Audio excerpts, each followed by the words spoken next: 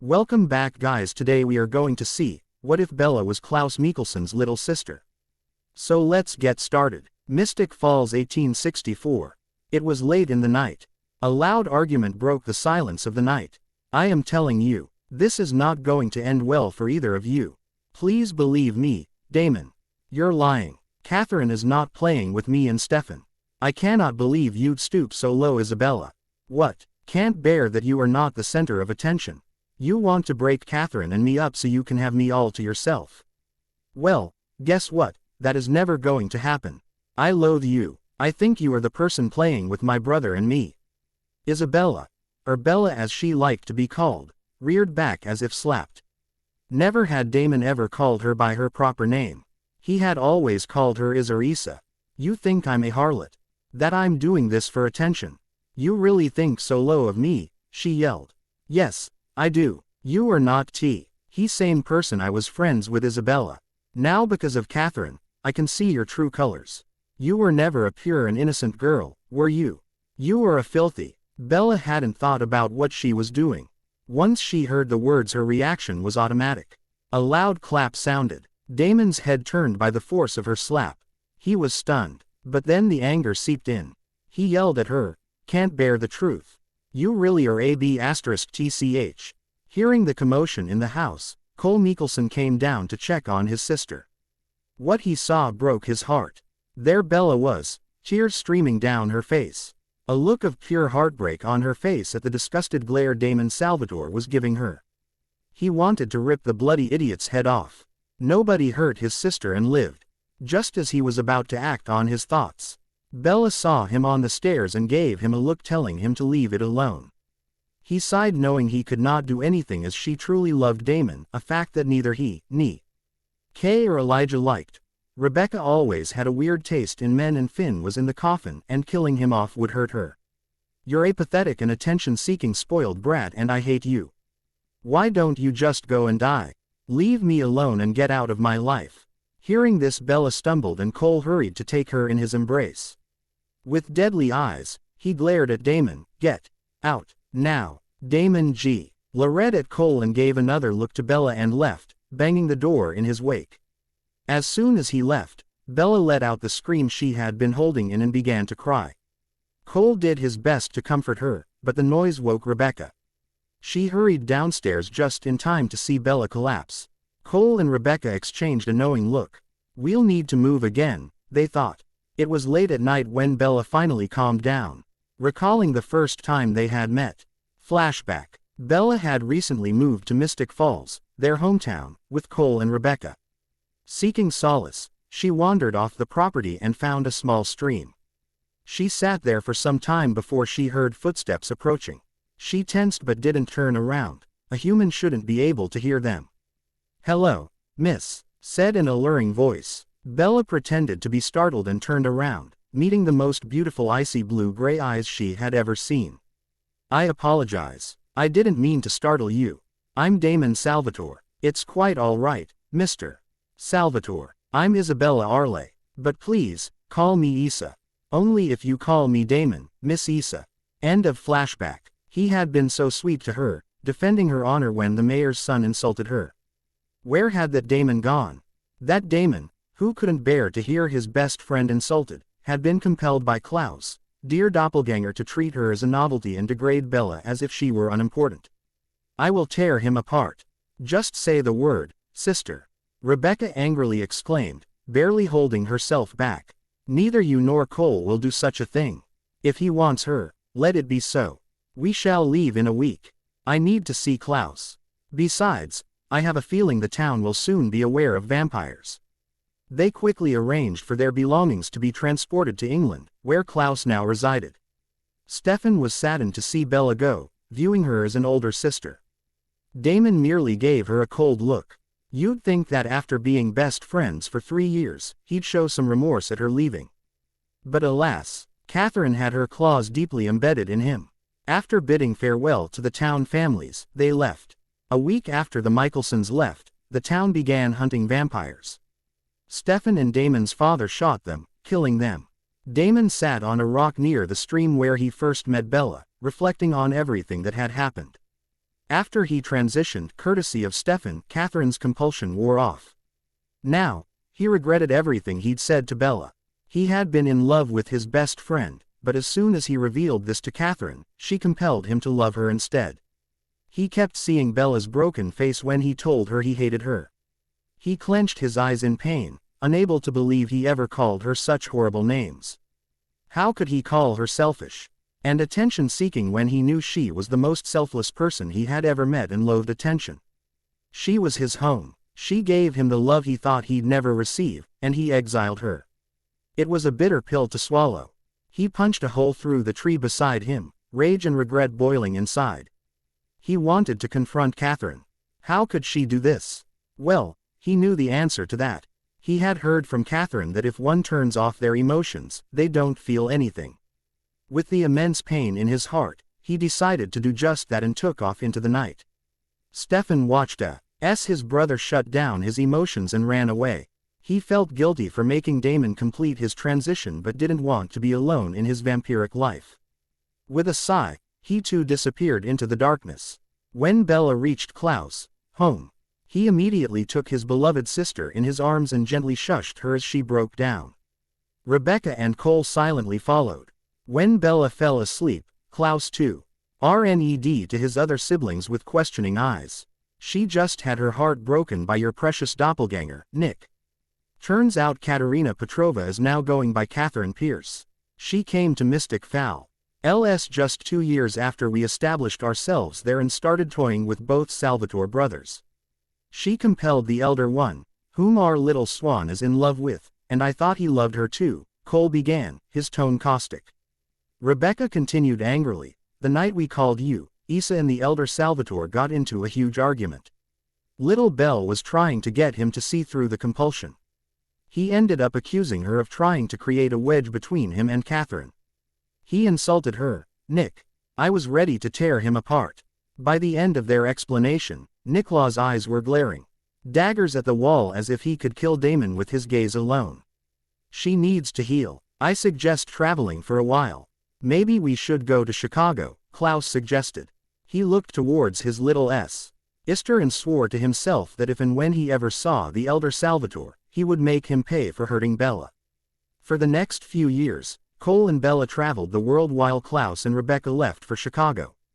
They had heard about the other species having newborn wars in Texas and went to see what the situation was. There, they met the Whitlock Coven, consisting of Jasper, Peter, and Charlotte. Bella took an immediate liking to the three, and they agreed to keep in contact. That day, she gained 3 more overprotective siblings, even if she was unaware of it. Later, they went to Italy to see how the 3 brothers Elijah had put in charge of the Cold Ones were planning to handle the Southern Wars. It turned out they were quite incompetent and had only started to clean up the wars when they heard the originals were coming to visit. During their journey, they also met a newly transitioned vampire named Charlie, who had been abandoned by his maker. Bella helped him get accustomed to vampiric life, and they left with the assurance that he would be ready to help them whenever needed. With Klaus and Rebecca were trying to track Michael down. During this time, Hay heard of a vampire who had made quite a name as the Ripper of Monterey. They were in Gloria's bar when they came face to face with said vampire. Rebecca was surprised to see that the younger Salvatore she recalled meeting in the horrid town where her sister had her heart broken was now a vampire. This also meant that maybe the elder one was also a vampire, and that Izzy could perhaps find love again. Rebecca understood Issa's relationship with Damon better than their brothers. She knew that Issa would never love anyone more than Damon. She wasn't even this happy with William, who had been her longest lover at one point. With Damon, it was as if they were looking at the old Bella, the girl she was before Henrik died and their mother changed them into vampires. Stefan was surprised to see Miss Rebecca, Miss Bella's older sister, looking the same as she did 30 years ago. That was when he realized his brother still had a chance to fix his mistakes. He got along well with even the feared hybrid. They stayed together until Michael found them. Rebecca did not want to leave and lose the opportunity to meet Damon and help Bella. This caused Klaus to dagger Rebecca and compel Stefan to forget about them in case Michael ever found him.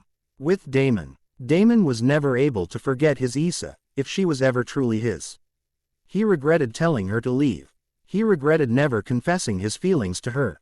He regretted not saying a word to her, not trying to stop her when she left town with her siblings. He remembered the first time he'd met her by the stream. She was the most beautiful woman he'd ever seen, with bright brown eyes like melted chocolate, luscious brown hair that appeared red in the sunlight, and a soft voice. He masked his pain by drinking and hooking up with different girls, using them as blood bags. When he first turned, he tried to find Issa and tell her how sorry he was, to beg for her forgiveness. He didn't want to see her walk away from him. It killed him to think that he was the one who walked away after insulting her so horribly. He wanted to tell her how much he needed her and how possessive he'd sometimes get when someone else looked at her. He had vague memories of her face transforming as his did when near blood. He figured he was compelled to forget when he saw Issa as a vampire. At first, he felt betrayed that she had compelled him like Catherine did, lied to him. But later, he realized it was necessary and that neither she nor her family had ever harmed anyone. Every time he thought about her, he shut his emotions down. A few years later, he was captured by Wes Maxfield. There was another vampire named Lorenzo, Enzo for short, who became friends with Damon during his 5 years in the Augustine Society. During this time, Damon and Enzo were tortured endlessly. Damon told his friend about his human life, Catherine's compulsion, Stefan, and his best friend, who he believed was still out there somewhere. They eventually came up with a plan to escape Augustine. The night of the party, Damon was able to overpower Drive Whitmore when he was allowed out of his cage to give his blood and took out most of the party attendees. In the commotion, a fire was started by a fallen candle. Damon believed Enzo had died in the fire until a few years later when he met him in a bar. Enzo, angry that Damon had abandoned him in that hellhole, initially intended to ruin his life but later agreed to make peace with him when he realized Damon actually regretted not being able to save him. Years later, Damon heard from Stefan about the Catherine look-alike and that he was dating said person. Unable to bear Stefan being happy, he left for their hometown to make his life miserable. During all this, Bella and Cole had split up, and Klaus, hearing that Michael was close to finding Cole, tracked him down and daggered him. Bella wanted to try living a normal life and moved in with Charlie. BPOV, Bella. I was looking at the raindrops pitter-pattering on my truck's window. After Cole and I went separate ways, I asked Charlie if I could join him for a while. Now I am in Forks, Washington, one of the rainiest cities of the world, pretending to be his daughter. I still kept in touch with Klaus. I was quite upset to hear that he daggered Becca and Cole. But I know he had no other choice. I do not understand why father was doing this. I have yet to see him like this. Klaus kept me as far away as possible from him. I was snapped out of my thoughts by Edward knocking on my window. Edward, I thought with a sigh. I found that there was a coven of cold on. Another breed of our kind but inferior, and the Quileute tribe living where Charlie now lived. The Quileutes were shapeshifters who turned into giant wolves. They were the enemies of the Cold Ones. Thankfully, they had a treaty with Charlie, which now extended to me, so that we were allowed on their lands as long as we don't try to take a bite out of the locals. They trusted our kind more than the Cold Ones. The Cullens had no idea what I was. They thought I was a mere human in need of protection. This meant that I had to pretend to be in love with the only available Cullen Edward. Pa. IR of ice blue eyes set in a face framed with thick, raven black hair flashed behind my eyelids. Damon. I missed him a lot. But I needed to let him go now. He would probably be dead by now. I wondered if he had a peaceful life after Katerina came. I shook my head to dispel the images and clear my thoughts. What were you thinking about, love? Edward asked me. I barely held in a cringe and forced a smile on my face. That was the name Nikki, Ollie and Becca called people. Not much. I was just thinking about Mom. I lied. Edward went to say something but was cut off by the bell. I checked my phone one last time to see if Nick or Eli messaged me. I was told by Eli last week that Nicky had broken his curse and was not set on going after father. I wanted him to free everyone and talk to father myself. I hoped I could change his mind on killing my siblings. I hadn't seen him since Rick died. That day I was sure I lost a part of me. One that would never come back. But I was wrong. With Damon, I found a piece of that part. Alice was chatting my ear off about some type of shopping trip. I looked at Jasper and rolled my eyes. Why was he staying here? Where were Peter and Char? I was never able to be alone with Jazz. Edward thought that he was unstable. Truth is, he was the strongest of them all. He was battling the bloodlust of 6 other vampires other than his own on the bunny diet. And he hadn't attacked anyone yet. As school was let out, I saw a figure leaning on her truck. Edward took a protective stance in front of her and I rolled her eyes at his behavior. I looked closer and saw a familiar mop of dirty blonde hair. Faster than the Cullens could process, I jumped out of Edward's arms and ran into the arms of my lovely brother. He laughed and twirled her while I giggled like a 5-year-old. They were broken out of their reunion by a growl emanating from Edward. Bella, who is this? Why are you hugging him? Edward, this is Nick. Nicky, this is Edward. It's Klaus to you lot. Shall we continue this elsewhere? I want Lijah, Cole and Becca to be present for this. I squealed when I heard him. You woke them up. Where are they? Are they here? Let's go. Calm down, my little swan. They are here. Cole said we might find you here with Charlie, was it? Edward growled again when Nick said my little swan. I rolled my eyes again, getting irritated by his possessive behavior and nurring him in favor of dragging Nick to the truck. Follow me to my house. We'll talk there. And with that I drove off. No one's paw. As they drove to Charlie's house, Klaus got Bella caught up with what had been happening in their family. Bella was overjoyed to know that her siblings were free, well except for Finn, and Klaus had not yet gone after their father. She was still looking to reason with both of them. Little Belle, there's something else. When he said this, Bella got a questioning look on her face. What is it, Nicky? What are you hiding? Izzy, the Salvatore brothers are alive. Well, as alive as one can be when one is a vampire. What? The truck swerved. This news surprised her so much that she was unable to use her vampiric senses to not cause an accident. Katerina, she whispered. Klaus winced. Yes, it seems that she was feeding them her blood for a while. I can't see him. I can't talk about this right now. How did you even find me here anyway? Cole had a hunch. Said you may have gone to travel with a vampire you'd met in the 70s. Well, he was right about that then. When did you remove their daggers? Just 3 days ago. I wanted to reunite our family. We missed you, Isabella. Ah, I missed you too, Nicky. Becca, Ollie and Eli too. She jumped and hugged him. So, who was that off-breed I saw you with? Klaus asked protectively. Oh, I was curious, ho. The off-breeds could live on only animal blood. Their control is not as strong as they portray. They dump it all on Jazzy. Well, Jasper.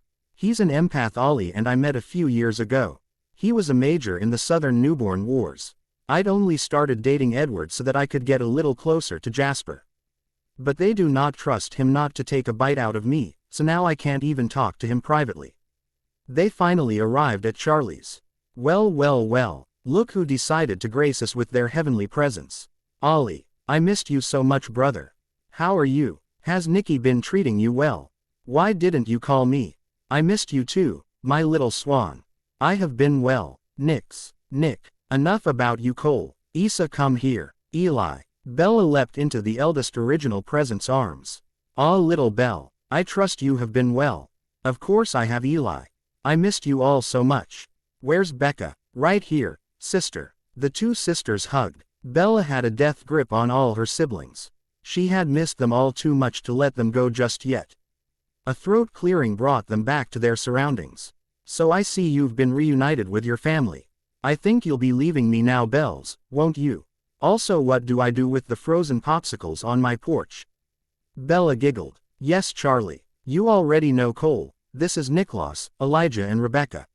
Nice to see you again, Cole, and nice to meet all of you. Good to see you again too, Charlie. I hope Bella has not been too disturbing. Said girl stuck her tongue out. For a 1,000-year-old vampire you sure do show a lot of maturity, commented Klaus. They were broken out of their meetings by a shocked gasp. Oh right, I forgot about you lot. Cole, look who I found in this little rainy town. Major Jasper Whitlock. I wonder what drove you to become an animal munchie. Cole Mikaelson. Never thought I'd see you again. Wait, Bella, do you even know who these people are? What they are? Why are you hugging them? Come with me now, love. I will take you to safety. These creatures are dangerous. Edward ranted. Edward, I do know who these people are. They are my family, have been for the past 1,000 years. I am not in any danger from them. I have not exactly been truthful to all of you, well, except Jazzy. I've known him since he first left Maria. Cole and I met the Whitlock coven when we were in Texas. Speaking of which, where are Pete and Char, Jasper? They are well, little Belle. They are still in the South. To answer your question, Cole, I became a vegetarian because I was unable to handle the emotions of my victims, Jasper said, putting special emphasis on the word vegetarian. Ah, what a wonderful family reunion this is. It has been so long since I have seen you all together. At this, every original tensed. Niklaus grabbed Isabella and pulled her behind him and out of view of the newcomer. Third person Pav, Michael. Klaus stated. Bella peeked from over Klaus' shoulder. How are you here? Who freed you? Nick asked him. Well, you can thank the eldest Salvatore brother for that. Tell me, Niklaus, whom should I kill first? You or one of your beloved siblings? Or would you like to die yourself, Michael? Klaus asked. There will be no death or bloodshed here now, brother. A clear, dominating voice rang out. It can't be. It's been 1,000 years. How is this possible, my little Isabella? Michael said. But I am really here, father. I was just hidden away till I reached the age of 18. Nikki and Ollie gave me the potion mother made for us and helped me settle into this lifestyle. I lost Henry too that day, father. Most people tend to forget the fact that we were twins. I will always feel his loss. I just cope with it better than any of you. Why are you so set on killing Nikki? Bella said, a few tears leaking out. Even after all this time, it still hurt to talk about her now dead twin. She knew he was with them, constantly watching from the other side. She always felt his presence near her when she was really upset, very happy, or just wanted to talk to someone, like at the moment. She could feel him looking at her and trying to tell her not to cry over him. Michael could not bear his Yun, just having tears in her eyes, and quickly brought her into a hug, which caused a few of the others to growl, but they did not attack for fear of upsetting Bella more. I apologize, my little Swan in Old Norse, I did not forget that. But I was told you died that night too. That your body was irrecoverable. I was mourning over both of you, whereas your mother was only mourning your brother. Then, I found out about her infidelity. I could not bear it, Belle. Why didn't you tell me that she was alive? Michael directed the last question towards the siblings. We had not found her until a year or two later, father. We had not believed Klaus when he said Isa was alive and did not have the heart to give all of you false hope. It turned out that the wolves had taken her, had kept her for a year until their village was slaughtered. Elijah answered quietly, his eyes filling with unshed tears at the memory. Bella just hugged her father tighter. She had missed him, very much so. Pulling away after a while, she questioned her father again on why he was trying to kill Niklaus. I always blamed him for taking you and Henrik to see the wolves that night. When he returned with Henrik's body and no sign of you, I couldn't bear it. Then I realized he was not even my son. He was a part of the creatures that took both your lives. I was lost in my anger. Did you know, he always looked up to you, father. He did not know that he was not your son until the night he killed someone for the first time. He was always bitter about why his own father always abused him and only him. Please solve this millennium-old feud. We could be a proper family again. Well, aside from Mother and Finnick, but please do this for me. Michael looked over at Klaus, who was staring at the floor. He motioned to Cole to hold Bella and then walked over to Klaus. I did not know you felt that way, Niklaus. I am truly sorry for what I have done to you. I always blamed you for Henrik and Isabella's death and never thought how you felt about the subject. I apologize for having treated you that way. Will you be able to forgive me? Klaus cleared his throat. It will take some time. I do not know about it right now. He was cut off by Edward. I roll. Isabella Marie Swan. Tell me this instant what is going on here. Bloody demanding cad. He is sure to lose his head now, was a thought that went through all the Mikaelson siblings. Before anyone could comprehend what exactly happened, Edward was on the floor, screaming with agony. Taking a closer look, you could see that his arms were missing. And here it comes, was the united thought of the Mikaelson siblings. Who exactly do you think you are, child? What type of right do you think you have on my daughter? What are you? And Isabella is not your daughter. She is my human mate. Edward spit out through his pain, almost calling Bella his pet in front of these dangerous creatures. He moved closer to Bella in an attempt to forcefully remove her from where she was standing between her brothers. Unfortunately for him, everyone had caught his slip. The word he was about to use only served to make Michael angrier. Get any closer to Poppet, and I'll peel your skin off and throw you in a fireplace using your limbs as fuel for it, you bloody wanker. Edward startled at the sudden threat from Cole and stopped where he was. Edward, let them be. Step away from Bella. These are the originals, as in the original vampires of the traditional kind. They are much stronger and faster than us. It's best to leave now. Carlyle's calm, coven leader voice cut in. Though looking into his eyes, one could see that he feared them. His eyes darted back and forth from Michael and Niklaus. Ah, so you have heard of us. Can't say I'm not surprised. Our family does have quite a reputation. Of course it might mostly be about Niklaus. Elijah's diplomatic voice sounded from behind Bella, who jumped, not expecting him to be so close to her. She was so caught up with what was going on in front of her that she didn't pay attention to her surroundings. She spun around to see her older brother looking at her in amusement. She rolled her eyes and stuck her tongue out at him, then turned back around only to see the rest of her family looking as if they were holding their laughter in. She pouted and gestured towards the Cullens once more.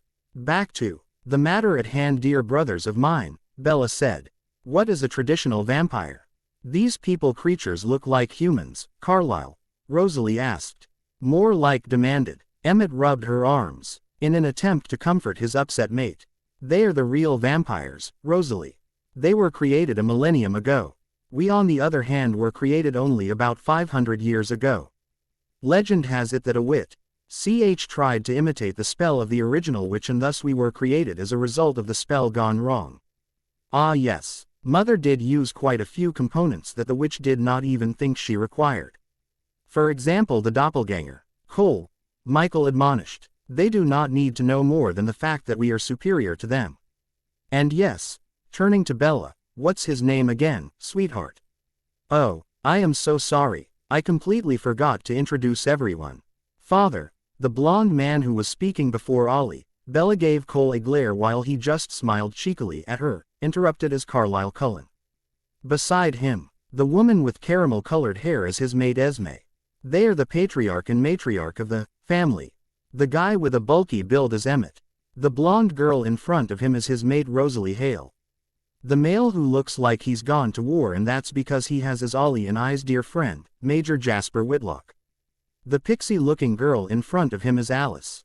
And the copperhead whose arms you just tore off is Edward Cullen.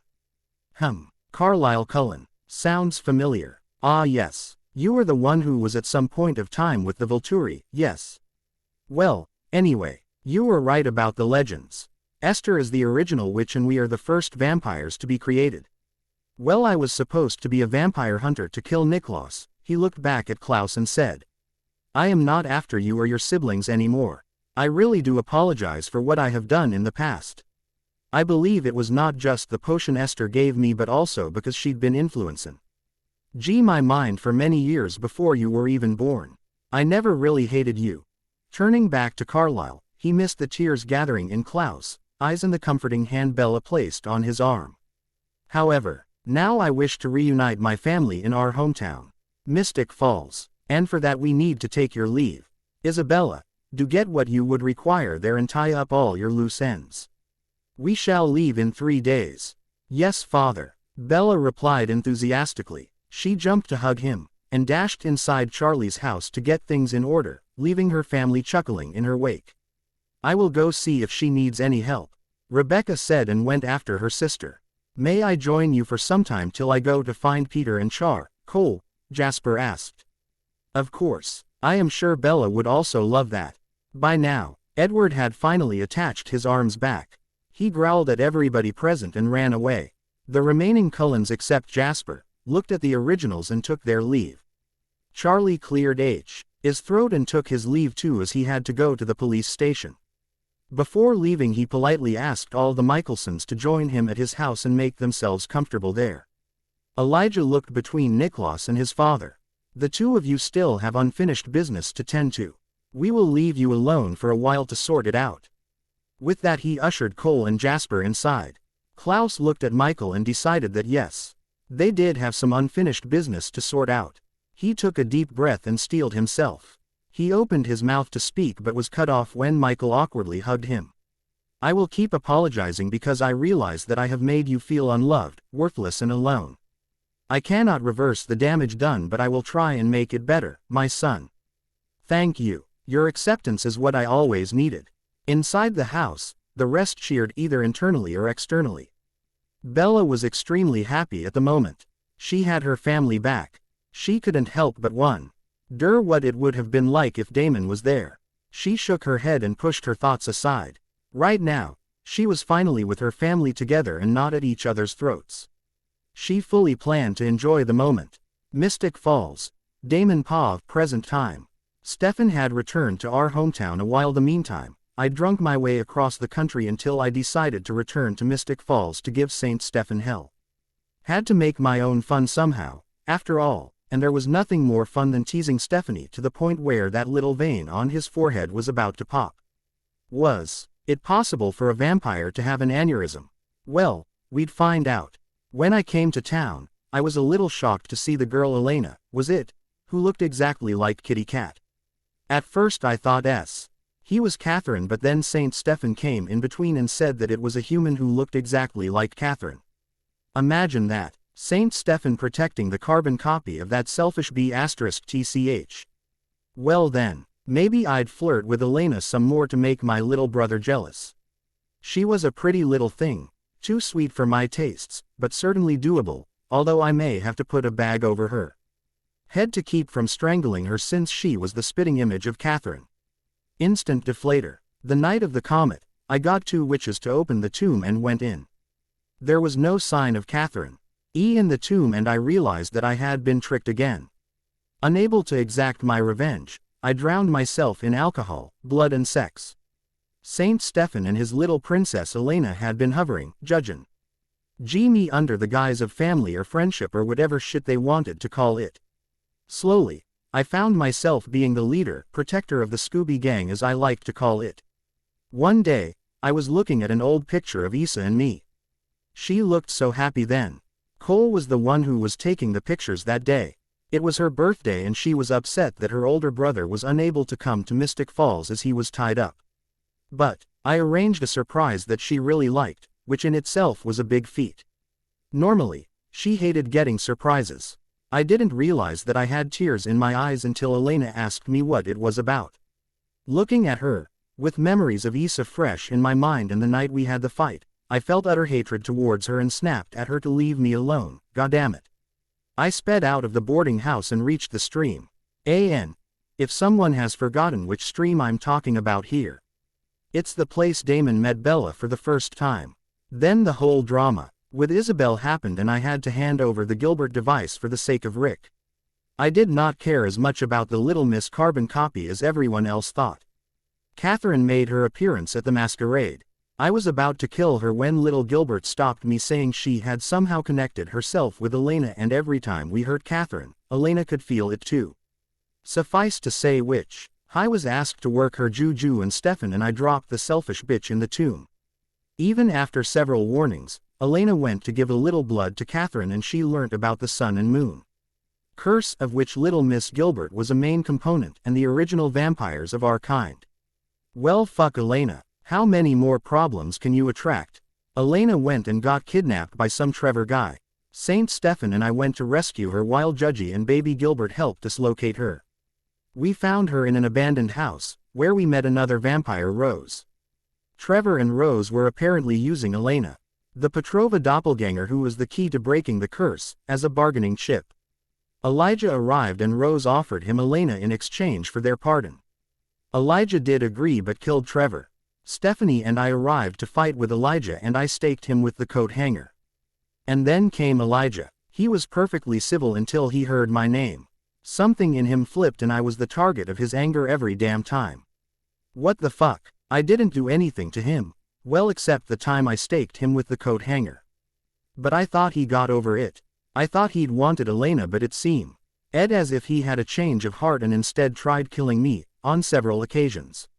Sabrina the teenage bitch planned to lift the spell from the tomb and incapacitate Catherine so that Stefan could grab the moonstone. When we reached the tomb, I got a call from Rose saying that Elena was willingly going to surrender to Klaus, so I had to go to Slater's where we were surrounded by 3 more vamps. Obel Elijah was there to save the day, but it seemed like I was still on the receiving end of the "I dearly want to torture you but I'm too noble to do so" glare. What the fuck did I do to you? Well, except staking you that day. I called out to him when he was about to leave. He gave me a scathing look that almost made me outwardly shiver with fear. You hurt someone I love dearly, Mr. Salvatore. No one gets to do that in life. Yet here you are. If I do kill you, it would break her heart. So you should be very thankful to her that you are still breathing right now. With that he turned on his heel and left.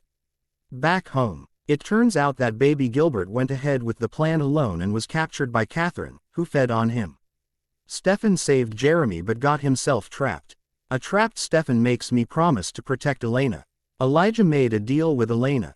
She had to keep herself safe from Klaus so that Elijah can use her as bait to kill Klaus, and in return, Elijah will protect her Frian DS and family and free Stefan from the tomb. I invited Elijah to the boarding house for a dinner party intending to dagger him with the dagger John Gilbert gave Princess Elena. A few days later, at the decade dance I found out that my drinking buddy, Rick, was actually possessed by Klaus. Elena removed the dagger from Elijah and he told her about the real curse which was placed on the hybrid, Klaus, his brother. He also told her that in order to break the curse, a vampire and a werewolf were also needed. Needless to say, we rescued the vampire and werewolf who, by the way, were Barbie and Tyler Lockwood. When I went to Klaus to tell him this, I felt mildly vindictive when he had an enraged look on his face. I, at the time, assumed it was because of me freeing his main components of the curse. But turned out it was something else entirely when he said, "Damon Salvatore, I've heard a lot about you. I was wondering when I would meet you in flesh and Mr. Saltzman's body did not count. You see, mate, there are few things that Elijah and I agree to.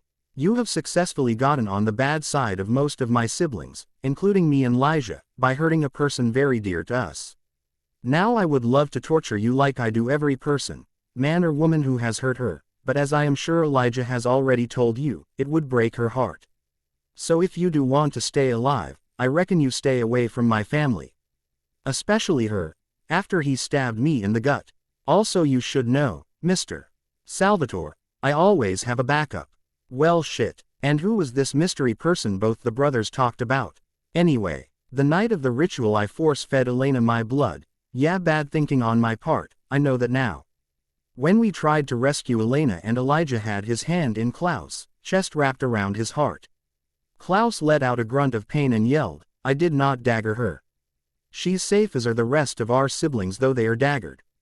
I know where she is and just think about what it would do to her if her own family killed each other." And then Elijah faltered, giving Klaus time to complete his transition and shift into a werewolf. Well, after all of this drama, they errantly decided to play house by waking their family, whom by the way, no one has gotten a glimpse of, and getting out of Mystic Falls. Though I think that last bit is temporary, seeing as Klaus is still renovating that huge mansion he has. Now Barbie and I have gone to a tomb in Charlotte to wake someone who can possibly kill Klaus.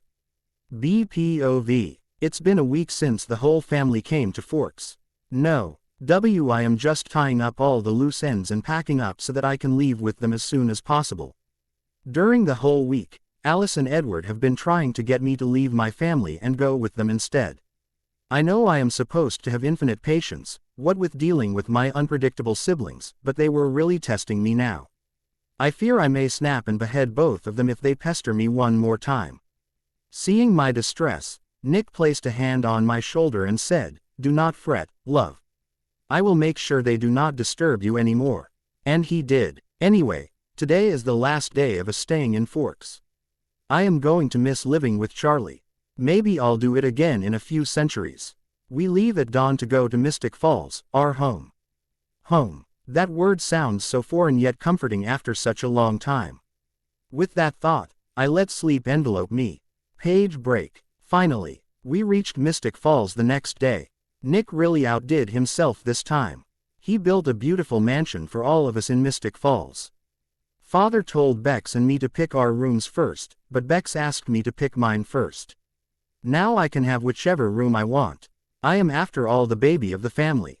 Oh, if Henri was here right now, he'd complain to Nick that it was unfair how I got to choose first. He'd pout but not really be upset about it. I miss him so much. I was sitting in front of the bay window and thinking about Henrik when someone knocked on my door. I turned around to see Father standing at my door.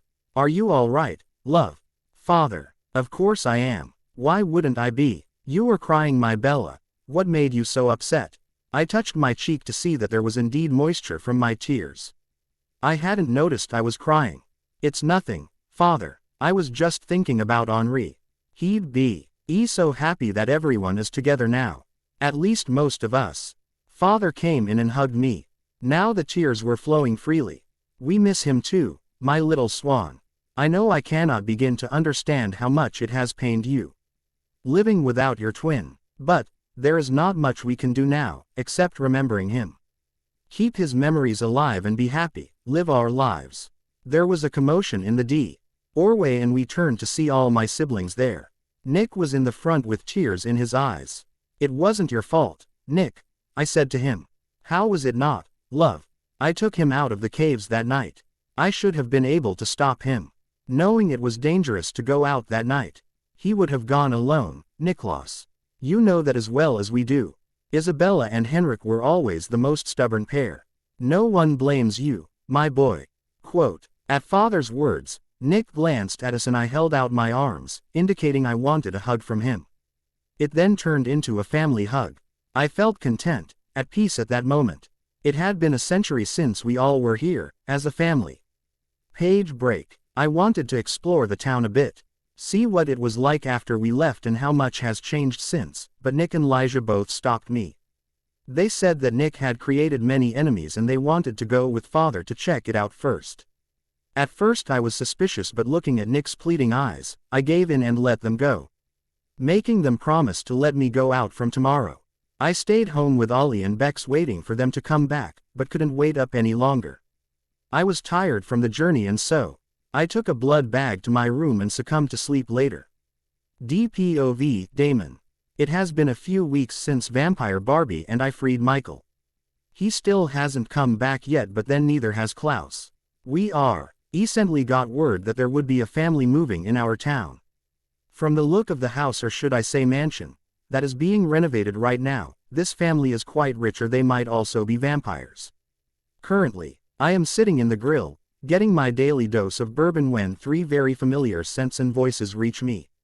Ice filled my veins. I turned around, stunned to see all three of them looking like they were always a loving family when not weeks ago they tried to kill each other. Don't I love family reunions? I exclaimed, walking towards them with my drink in hand. Cool. DC Klaus and Elijah's mood sour when they spotted me. Michael turned towards them looking slightly confused. Has he done something wrong, or is he normally just that irritating, my boys? He has always been an ass father. But this time Niklaus and I are on the same page when it comes to this particular ass.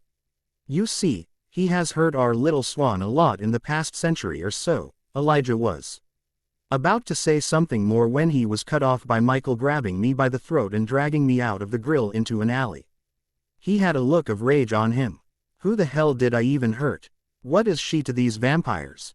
Past lover, descendant, current lover. I didn't notice that I'd voiced my thoughts out loud until I felt Michael's teeth sink into my neck and heard two very enraged growls. Ellie reluctantly pulled Michael up, saying something I didn't really hear. Hearing the tail end of the conversation, she would not like it.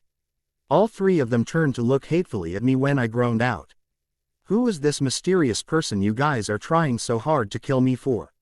I am sure you will see her around a lot more now. Damon might finally recognize her and come to your senses after so long. It's been what, Around 145 years you've last seen her.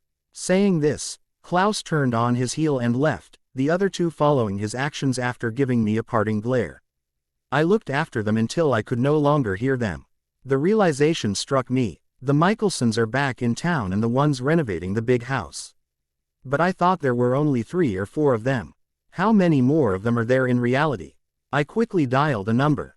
After 3 rings, he answered the phone. What is it that you want now, Damon? Little brother, it seems we have a problem in town. There was silence on the other end. And then I heard shuffling. What did you do? This time, nothing. It seems that the Mikaelsons are back in town and are a big happy family. Another beat of silence. Come back to the boarding house now. We need everyone here. I'll call the others. Make sure to call Rick and Liz. With that he hung up on me. The audacity. Nevertheless, I called Rick and Liz and sped away towards the boarding house. BPOV. It was almost midnight when Father, Elijah and Nick came back home. What took you guys so long? Just had a run-in with the locals, love. It turns out that some of them weren't too happy with us being back in town. Especially when said people who freed Father to try and kill me saw that we were now a happy family. And who exactly were these people, big brother? I asked with an eyebrow raised. Ah, now then my K-year, you will have to see for yourself when you go out. They are very easy to spot, came Father's voice. I looked towards him and by the look on their faces, I knew I wouldn't be getting any names tonight.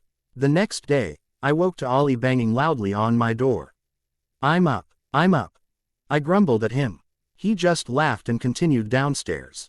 I went downstairs after him just in time to see Becca hitting him upside his head. Did I or did I not tell you to let her sleep? She was up all night waiting for Nick to come back. Ouch, sister, thud. Everyone in the house bar Cole started laughing. Stop woman, I got it. Don't wake Issa up. I get it, thud. Stop hitting me, Issa. Nick, make her stop. Still laughing, I went to help Ollie when Nick beat me to it. Rebecca, enough. I am positive he's learnt his lesson. Go get ready. We don't have anything for breakfast in the house. No blood too. We'll go to the grill first and then you and Cole can go pick up some blood bags. Elijah and Finn are going to search for Sage after breakfast. I gasped. I saw Sage a few years ago. She was in Tennessee the last time I saw her. Perhaps you could start from there.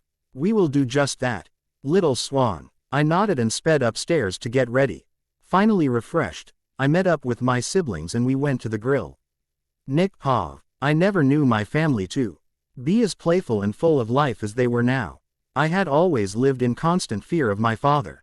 Always fearing his wrath. Always knowing him to be the cruel man he was to me. But looking at him at this moment no one could say that he abused one of his children. All of this was possible only because of my sweet sister. She is the only one who could bring out the playful side of this family. The only one who could calm the beast that was my family. But as she could calm the beast, she could rile it up just as fast. I have never wanted to kill someone as much as I want to kill Katerina Petrova and one Damon Salvatore. If Issa had not loved him, I doubt Mr. Salvatore would be alive to see the next second. I shake myself out of my thoughts just in time to see Rebecca toss her sandwich at Cole. Little Swan was almost in tears. Laughing so hard, even Father was shaking his head with a fond, amused smile. After breakfast, Elijah and Finn went to find Sage as planned. I do feel bad about keeping them apart for almost a millennium. I know that not all my siblings have forgiven me for daggering them, but I will do anything in my power to make it up to them. Rebecca and Cole left for the hospital, and my father went to explore the town that was our home several centuries ago. It was only the two of us left at the table now. Issa wanted to know what she could do around the town and I wanted to know more about her life apart from us. Suddenly, a very familiar and a very unwelcome scent reached me and I turned to see the older Salvatore staring directly at my sister. I growled lowly in warning. Gee, and his eyes snapped to me and his hands curled into fists. Well, this shall be interesting. DPOV. It had been a long night with my brother holding an intervention about how to behave with the originals back in town. So far we only knew that the originals consisted of Klaus, Elijah and Michael. It was decided that we'd wait for them to make the first move and go about with our lives. I was on my way to the grill when I caught Klaus and a few unfamiliar scents near it. Shrugging, I decided to just go about my day, which consisted of getting drunk right now. Entering the grill, I was floored seeing the familiar depths of chocolate pools staring right into my eyes. It seemed as if the world stopped. I wanted to scream. What type of sick joke was this? It was impossible for her to be here. She was gone. My eyes traced her face, taking in every detail, from her heart-shaped face, to the way her eyes tightened in recognition and pain, to her soft-looking pale pink lips that I wanted to kiss. I had missed her very much. I wanted to get on my knees and beg for her forgiveness for being such an idiot. A low warning growl brought me out of my musings and my eyes snapped to Klaus to see him looking threateningly at me. Figures. They were together. Jealousy threatened to overwhelm me and my hands curled into fists. I wanted to reach out, grab her and put her behind me and then tear Klaus limb from limb. I forced myself to relax my stance, and took an unnecessary deep breath. Well, this ought to be interesting. BPOV. It had been a long time since my family sat down and had a meal together. Being with them made me realize just why I hated my mother for turning us, but she did lead me to find my love, even if he didn't love me back. I got to experience a beautiful emotion, much like the one that surrounded me when I watched my siblings food fighting. I do not remember them doing so since we were humans, before Henri died. Nick and I were laughing about something Cole had done in the past weeks when his whole body tensed and he turned to the door. Curious to see what caused this change in demeanor, I looked towards the door too and barely held in my gasp of surprise. How was he still alive? Unless that little bitch turned him. I was fuming in anger, but then what had I expected? He did love her, and with this came back the pain from all those years ago. I had hoped to forget him. Hoped that he had a normal life after Copycat was out of his life. Hoped that I cut off my thoughts when his icy blue eyes turned to look directly into my brown ones. I momentarily forgot to breathe as his eyes flashed with recognition and disbelief. Nick's low warning growl at Damon snapped me out of my stupor, and I watched as Damon's eyes tightened. And was that pain and jealousy? Why would he be jealous? He had his precious Catherine with him. I turned my eyes away from him and looked at my brother. Immediately, I had a feeling that he wanted to cause trouble. He had his smirk in place, and I knew he had some twisted plan for Damon, if he chose to approach us. And approach us he did. I turned to look at him walking towards us with an indifferent look on his face. Well, if it isn't the big bad wolf and his little toy. Tell me, what do you want from this tiny town? I could see that calling me Nick's toy did not go well with any of us. My eyes lit up with anger. In Damon's eyes I could see pain. As if calling me someone's toy bothered him to no end, and Nick had the worst reaction. Whatever he was planning went down the drain when he cast a look around the grill and saw no one looking at us. Before Damon could blink, he wrapped his hand around the young vampire's neck and dragged him outside into an alley, leaving me to pay and follow them. I saw Nick press Damon against the wall, squeezing his neck, trying to rip it off. You know, Mr. Salvatore, I care about very few people, which include my siblings and now my father. Though I do care for Issa the most. I hear you insult her one more time and I will show you the true form of torture, no matter what Issa says. Right now, it is only because of her that you are alive. If any member of my family hears you insult her, we will torture you, rip you into tiny pieces, and burn you. You will be shown no mercy. And I will enjoy seeing you scream for it. And you will do well to remember that. Nick spit out and released Damon, who tried to breathe, choking and spluttering. Niklaus, I said in a warning tone. He sighed. His hybrid face was out. I could tell he wanted to take a bite out of Damo and inject his venom into his bloodstream, but he knew I would be terribly upset with him. I know Damon hurt me, might still be with Tatia's doppelganger, but I still loved him. Nick, let's go. We have a lot of work to do. Come on. I need to call Charlie too. I apologize for my brother, Mr. Salvatore. You have my word that he will not attack you again, unless you attack first.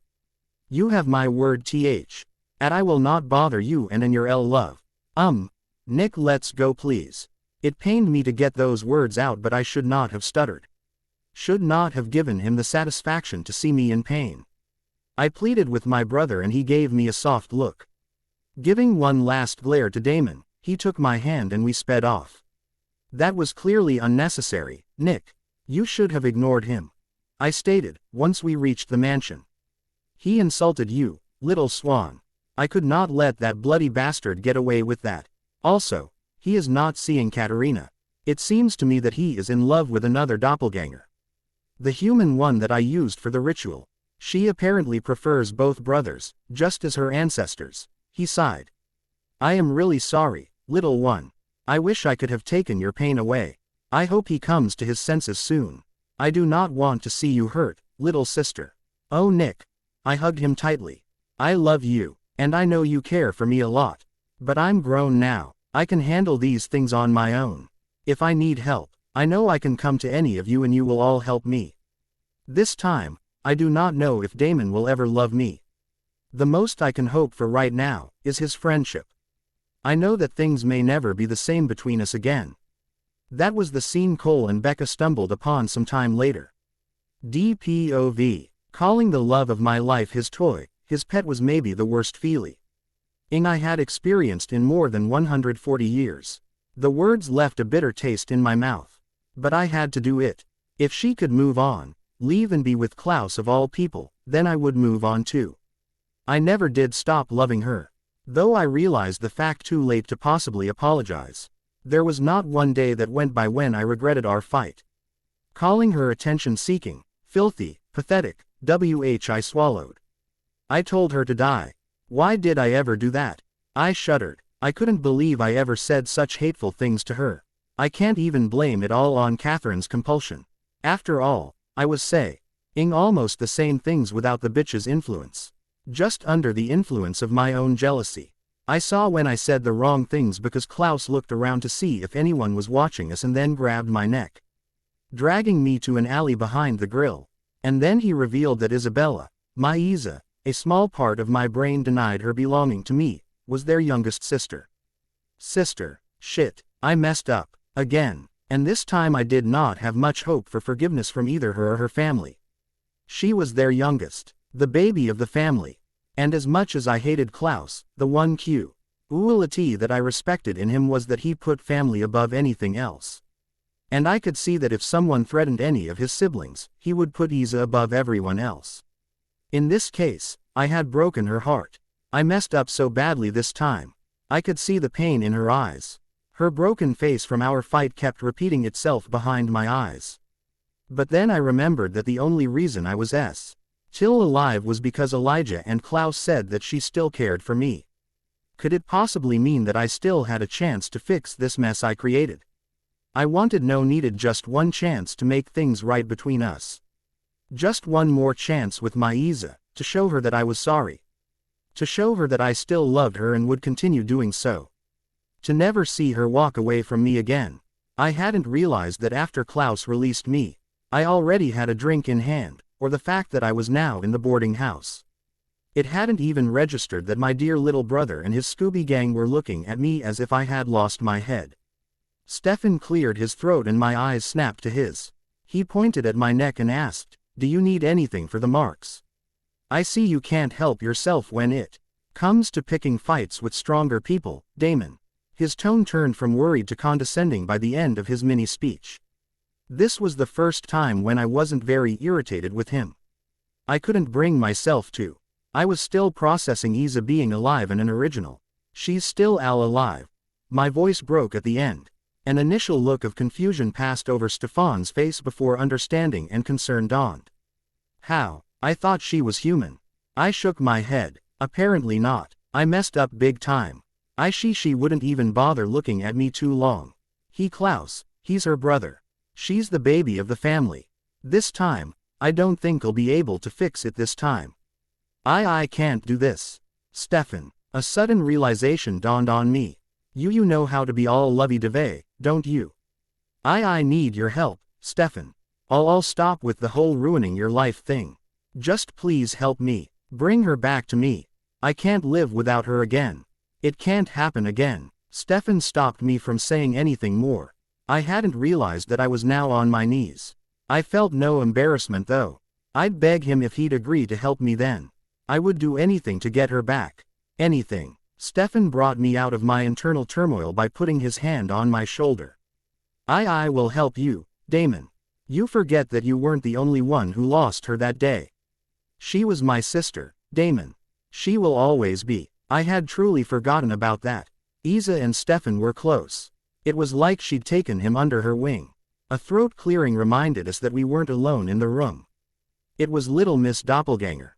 Honestly, what did Stefan see in her? I remember him eyeing Rebecca back when we were human. What is going on here? She asked with an eyebrow raised. You better not get in the middle of this, Elena. Surprisingly, it was Barbie who spoke. A little tendril of respect for her blossomed in me. You should listen to her, Elena. This is not a matter you can get into.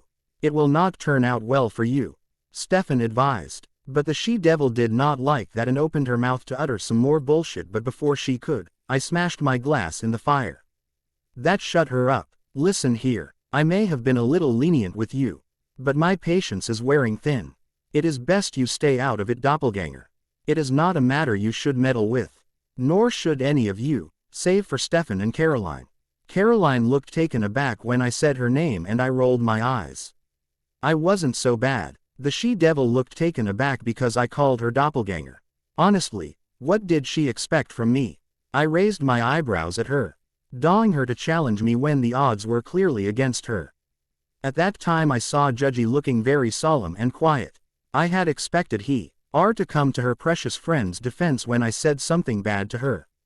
I looked at her, waiting, expecting her to attack. When she felt my stare on her, she turned, looked at me and shrugged. Huh, I think Elena was truly alone on this one. I looked around one last time, exchanging meaningful looks with Stefan, and then disappeared into my room. I needed a plan to get Isa to at least look at me. Give me one chance to at least talk to her. Stefan paused. I was watching Damon while he seemed unconsciously walking to the boarding house and pouring himself a drink. Then I noticed the marks on his neck. I sighed. He really does not keep away from fights, does he? Do you need something for those? I asked, pointing to his neck, when he finally noticed the peanut gallery he had. I see you can. Help yourself when it comes to picking fights with stronger people, Damon. It may have been the first time he didn't react to my tone. Instead he looked so broken. Immediately two faces with the same broken face flashed behind my eyes. One was my elder sister, Izzy's, when she was saying goodbye to us, back in 1864. I remember her silent plea for Damon to understand her. Damon had refused to look at her. That had surely broken both of them. The second was Damon's, when he realized how much he'd hurt Izzy and himself. After we turned into vampires. Just before he flipped the switch. He did not even say goodbye to her. I never knew what exactly had happened between them that night. All I remember was that Damon had stormed out of the house at night, and came back very late. He had a handprint on his face. After coming home, he'd locked himself in his room and had not come out the entire morning. The day Izzy left, he had looked after her longingly until Catherine I sneered her name. Even in my mind took his mind away from her. My brother was never the same after Catherine. She's still alive. His voice broke in the end. I was confused. Who? I inhaled sharply. It wasn't possible. My sister. She was alive. Oh Damon. I looked at him in concern. How? I thought she was human. Damon shook his head, almost in disbelief. Apparently not. I messed up big time. Shish. He wouldn't even bother looking at me too long. Klaus, he's her brother. She's the baby of the family. This time, I don't think I'll be able to fix it this time. I can't do this. Stefan. Izzy was an original. That too, the youngest one. Oh no. This may prove to be a little challenging. Especially considering Klaus loves his family above anything else. And I'm very sure he would put Izzy above the rest too. Damon suddenly looked at me with a twinge of hope. My heart broke for him. It was very heartbreaking and astonishing to see Damon like this. He almost seemed human at that point. You know how to be all lovey-dovey. Don't you? I need your help, Stefan. I'll stop with the whole ruining your life thing. Just please help me. Bring her back to me. I can't live without her again. It can't happen again. I stopped him. I couldn't see him like this anymore. It was hard for me to see him almost actually begging. He was on his knees in front of me. It was almost torturous seeing him like this. I would do anything for both of them to be happy again. I had never seen Damon look as happy as he was when with Izzy. After she left, it was like we were all in the dark for a long period. I will help you, Damon. You forget that you weren't the only one who lost her that day. She was my sister, Damon. She will always be, I said. A little throat clearing got us out of our moment. It was Elena. What is going on here? She asked with an eyebrow raised. You better not get in the middle of this, Elena. Surprisingly, it was Caroline who spoke. I was surprised. GHT that she would be the one to burst with curiosity. I looked at her and saw that she too had tears in her eyes at our emotional display. She saw me looking at her and quickly wiped her tears. You should listen to her, Elena. This is not a matter you can get into. It will not turn out well for you, I advised. But that did not go over well with her. She opened her mouth to utter some bullshit, but before she could, Damon smashed his glass in the fire. That shut her up. Listen here, I may have been a little lenient with you, but my patience is wearing thin. It is best you stay out of it, doppelganger. It is not a matter you should meddle with. Nor should any of you, save for Stefan and Caroline, he announced. Caroline looked taken aback when Damon called her by her name. After sharing a meaningful glance with me, he left. I sighed and looked around. Elena was looking at me with an eyebrow raised and waited for me to explain what just happened. Caroline was looking at her feet, indecision clear on her face. Bonnie was suspiciously quiet. I looked at her curiously and she sighed heavily. This is not a matter I should meddle with. I have a feeling that it will all sort itself in the end, she said. Then she whispered, so only the vampires could hear, it would be better if Damon is able to explain to the brunette who Elena is and what his relationship with her is. It could go badly if not done sooner. I have been having visions of the past. I think they're from my ancestors from when the originals were human. With that she turned on her heel and left. I was taken aback by this and made a mental note to remind Damon to do this. I need to talk to you, Caroline. It may be better if you know what exactly happened before and after Catherine entered our lives when we were still human. Back in 1864. I think it may clear some of your internal turmoil. About Klaus and Tyler. She looked surprised. How did you? I smiled wryly at her and said that it was clear on her face. We both shared a smile. Elena huffed loudly, making us turn towards her. Will you tell me what's happening? What has gotten into Damon? And who is this she? She said the word venomously. You are talking about, she demanded. Elena, trust me on this one. This is definitely not a matter you want to get in the middle of. And he was talking about Isabella Mikaelson. My Izzy, and Damon's Issa, though most just called her Bella.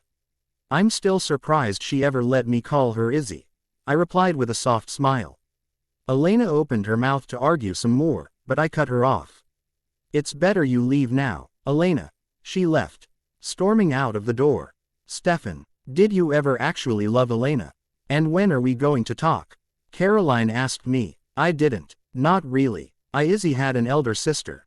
Her name was Rebecca. I used to like her a lot. I'm not really sure I loved her. But she was mesmerizing. She had beautiful blonde curls, and bright blue eyes, almost like the female version of Klaus. I cannot believe I didn't make the connection before. Izzy had brown hair and chocolate brown eyes. They looked the complete opposite of each other. If they were humans in a school, they would probably be each other's rivals in beauty. Since Izzy is an original, I can only assume she was one too, I replied with a fond smile. We can talk tomorrow morning, Caroline. Damon should be here for it too. She nodded and left. Time to get some work done. BPOV. Nick was in one of his moods when we arrived home.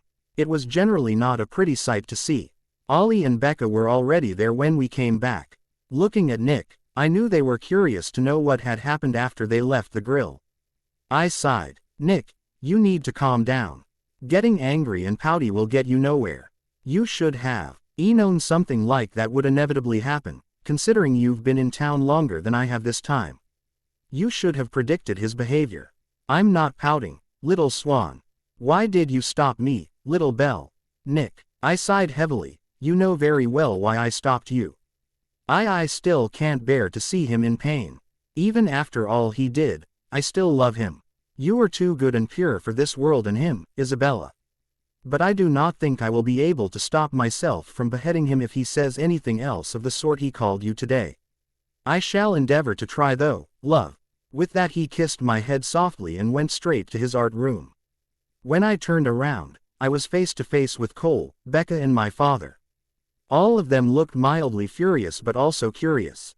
I was very sure that they derived from the way Nick was fuming that something bad had happened after they all left the grill. Also, when did father come in? As if reading my mind he answered, "I just returned, little one." What was Niklaus talking about? Or rather, who was he threatening? We saw Damon Salvatore at the grill after you left today. Tatia's doppelganger apparently changed him and his brother, as I just found out. Right here, in this town. Back in 1864. He did not look older than the last time I saw him as a human.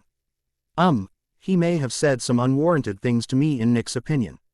He almost injected Damon with his venom in anger when I stopped him. Cole looked at me, darkly asking, "What did he say, Issa?" He must have said something bad to make Nick react like that. I kept quiet. I knew that if I told them what had transpired, it would mean Damon's death. I was not entirely sure who would do it, but it would be inevitable.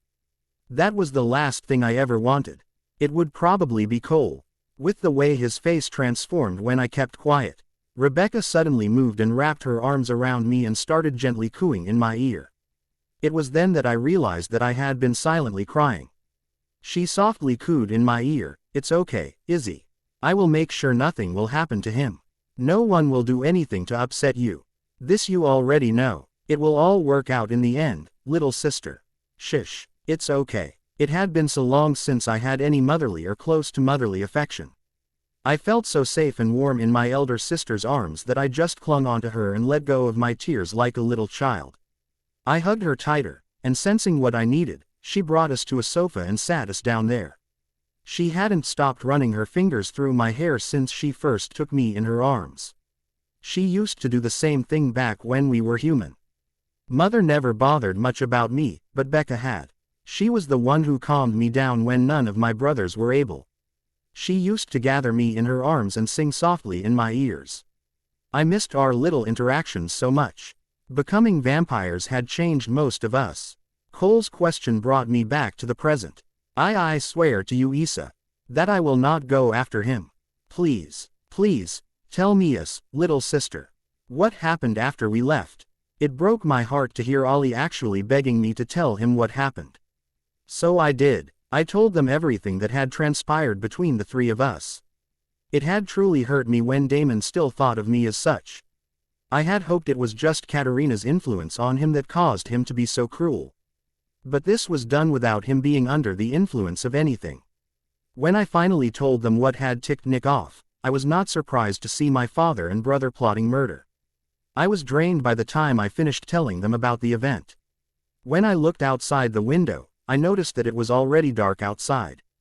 Deciding to give up trying to do something now, I bid everyone a good night and retired for bed. 3rd Pav. Niklaus had just come out of his art room, when he thought of checking on his youngest sister. It had been an emotionally draining day for her. Sure enough, when he neared her sleeping form on the bed, there were dried tear tracks on her cheeks. It angered Klaus to see and hear his youngest sibling in so much pain. It was clear that Isabella had cried herself to sleep. He just wished that the eldest Salvatore would not turn out to be an idiot after this. He hoped that the vampire would realize his mistake and try to correct it before it was too late. He just wanted to see all his siblings happy. Starting with the youngest, he went to his room and thought about how many times he had seen Issa the happiest. Most of the times had included their youngest brother, Henrik. But he was gone now. And it was his fault that Henrik had died. He would forever carry the guilt with him. He didn't think it was forgivable what he had done. He sighed at the turn of his thought. Suddenly, there was a knock on his door. "Come in," he said after sensing who was outside. Bella was the one who had knocked on his door. "Can I sleep with you tonight?" she asked with a vulnerability that they'd lost when they turned. Niklaus had missed having his little sister to care and protect, to reassure and just be there for. No longer was she the tle girl who he protected when thunderstorms roared across the sky, who whittled things for her. No, Isabella had grown up and matured at a very young age. He smiled at her and patted the space beside him. Of course, little one. Come here. Quote. She went closer to him and curled up beside him. He started humming a song that reminded her of happier human days from when Henri was still alive. Suddenly Eve felt a light breeze tickling her cheek. It was as if Henri could tell what she was thinking about and tried to comfort her. She smiled and fell into a deep, dreamless sleep. Just before she fell into complete darkness, she heard Nick saying, I will do everything in my power to keep you happy and smiling, little one. I could not save Henrik, but I will save you. Sleep, little one, and let me take care of you. I am here now. I swear that I will not let any harm come to you. Caroline's paw. If I was being honest, seeing Damon so broken last night scared me a little. I've always known him to be the most confident, cocky, arrogant person. Well, vampire. But you get the point. It was not so surprising to me when Elena started to be a brat. Granted that even I was curious on what Damon and Stefan were talking about. What was that about Klaus, sister? My neurotic, control freak self was definitely curious then. But, even I could see how important this girl was to both of them. It was also the first time I saw both of the brothers getting along. But of course, Little Miss Perfect just had to ruin that moment, that bond between the brothers that hadn't surfaced since they were both humans. Before Catherine probably, I was brought out of my thoughts by Stefan saying, I need to talk to you, Caroline. It may be better if you know what exactly happened before and after Catherine entered our lives when we were still human. Back in 1864, I think it may clear some of your internal turmoil. About Klaus and Tyler, I was surprised. How did he know that I was confused? None of the people I called my best friends knew about it. I was with Tyler, but I don't think I still loved him. On the other hand, Klaus was amazing. He also said he'd wait till whenever I was ready. And I was slowly starting to fall in love with him too. I just didn't want to betray my friends, but now that I think about it, Elena hasn't really been my friend since I became a vampire. She had been a little distant, and whenever I tried to have any girl time, she would shut me up and tell me that it was more important to get all the details about the ritual. I know that it was important to do so, but we were still only 18. It wasn't like we were prepared for all the supernatural world that we got caught up in just last year. I tuned into the conversation in time to hear Stefan say the name of the newly discovered Mikaelson sister. Isabella Mikaelson. Sounded like a lovely name. Damon's Isa. I could hear Stefan's sad sigh when he said that. Judging by the look on Damon's face and his frantic words to Stefan, she sounded wonderful. I would like to say that I know Damon enough to actually love only the best people. Under all his arrogance, there was a kind of vulnerability which he hid by sarcastic remarks. He had a heart, a very soft and broken one at that, but he had locked it away for someone. Tried to hide his broken heart by his bad boy routine. I watched as Elena finally left, slamming the door behind her. I winced a little, the sound of the bang ringing in my sensitive ears. Turning to Stefan, I asked, Stefan, did you ever actually love Elena? And when are we going to talk? He chuckled lightly at my enthusiasm and answered, his tone becoming fonder every time he talked about the woman he viewed as an elder sibling. I didn't. Not really. Izzy had an elder sister. Her name was Rebecca. I used to like her a lot. I'm not really sure I loved her. But she was mesmerizing. She had beautiful blonde curls, and bright blue eyes, almost like the female version of Klaus. I cannot believe I didn't make the connection before. Izzy had brown hair and chocolate brown eyes. They looked the complete opposite of each other. If they were humans in a school, they would probably be each other's rivals in beauty. Since Izzy is an original, I can only assume she was one too. We can talk tomorrow morning, Caroline. Damon should be here for it too. I nodded and left. Once I reached home, that Mom was still not back from the station. I laid in bed thinking about what transpired this evening. I thought about Isabella. It was clear that both brothers loved her in their own ways. I was, in awe, listening to Stefan talking about her. She sounded wonderful and beautiful. I did not miss how Stefan's expression turned almost lovesick at the mention of Isabella's older sister, Rebecca. I would have loved to meet them. I wonder if Klaus would introduce them to me.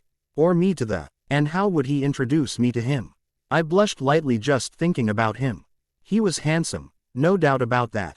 Curled dirty blonde hair and light blue-green eyes. Definitely had defined muscles that were shown off by the shirts he wore. Acted like a bad boy. He was what someone like me wished for.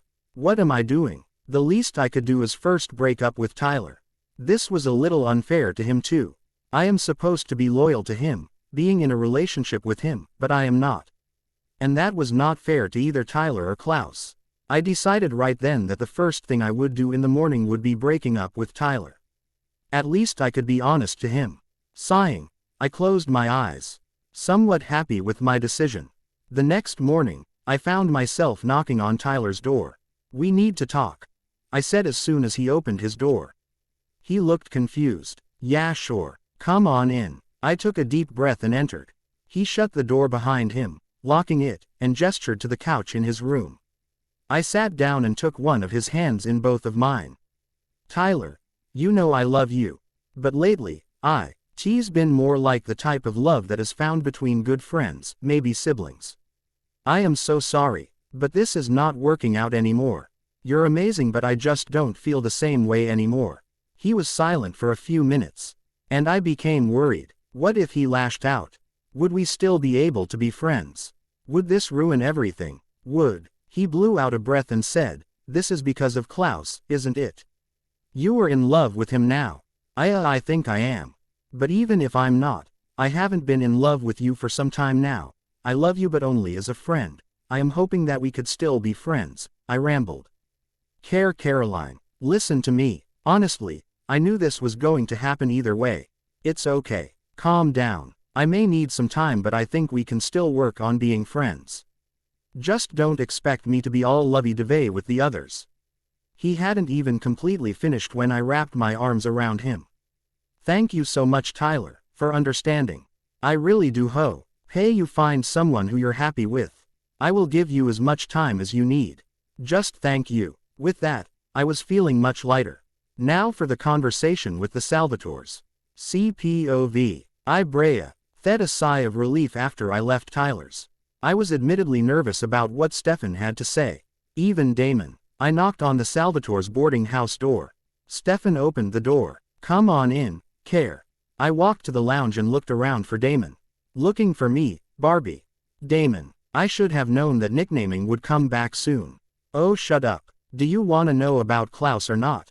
Yes I do. And I'm sorry. I know you don't want pity, and this is not pity, but I'm sorry for whatever happened last night. We shouldn't have intruded then." The sarcastic remark that was deaf, a nightly about to make its way towards me, died on his lips and his eyes hardened. He then thought about it for a moment longer and then waved me off. "Leave that. Grab a drink, take a seat, and let's start the fucked up story of my life." His voice was a little sharper than usual, but I chalked it up to the excess of nerves he had since last night. I looked towards Stefan and saw that he was also drinking. I was a little shocked, as this was the first time I saw both of them having the strongest whiskey they could find in Damon's cabinet. I sat down with my own drink in hand and looked to the brothers to start their explanation. It was Damon who started. 1862. I hadn't gone to join the army yet, and there were a few newcomers in town. A family, 2 sisters and their brother. It was Cole, Rebecca and Isabella Mikaelson. They were using the name Bottori at the time.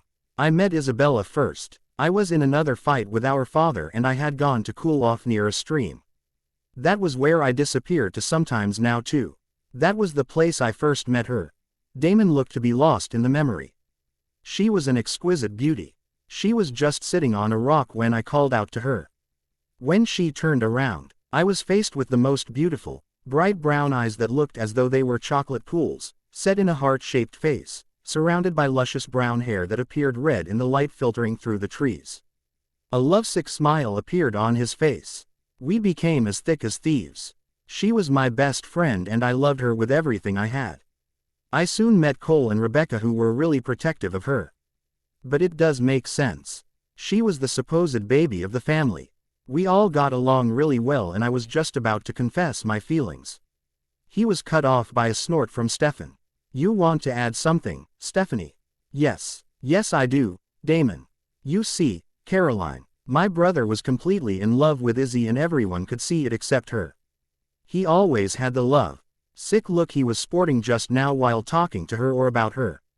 And whenever someone told him to confess, to propose, to say something to her, he would chicken out. Even our father approved of his choice. It went on for 2 years. Stefan snickered at the end of his sentence. Even I hid a smile behind my hand. Who knew? The Casanova was scared to confess to the woman he loved even after the approval from her own family. Whatever. Damon rolled his eyes and continued with his story. Anyway, is sorry. Bella used to talk about another brother of theirs, Nick, whom we now know as Klaus. Apparently he was in England at the time. She used to talk very fondly about him and also once let it slip that he and Cole somewhat raised her. It was just a little later when everything went downhill. That was the year Miss Catherine Pierce made an appearance. We didn't know at first but she was compelling both me and Stefan. Sowing seeds of discord between us. She couldn't accept that Bella was in our lives. So she compelled me to hate her. But the fight that Bella and I had was the worst. I called her names that I never should have. I called her selfish when she was the most selfless person I had ever met. I told her to die and remove herself from my life. And the worst thing was that I couldn't blame Catherine for the words I said because they were my own. The day she left, I didn't talk to her. Didn't even look at her.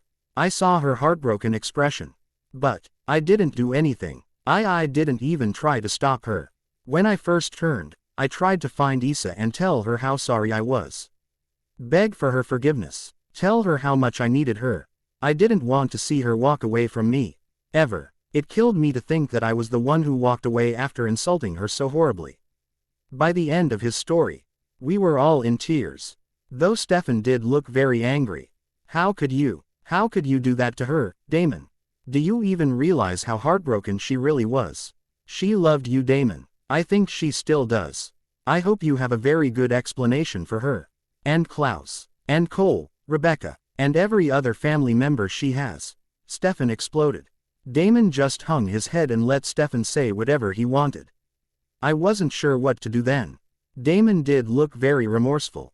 Stefan, calm down. You shouting at him doesn't help us right now. You're right. You need to talk to her.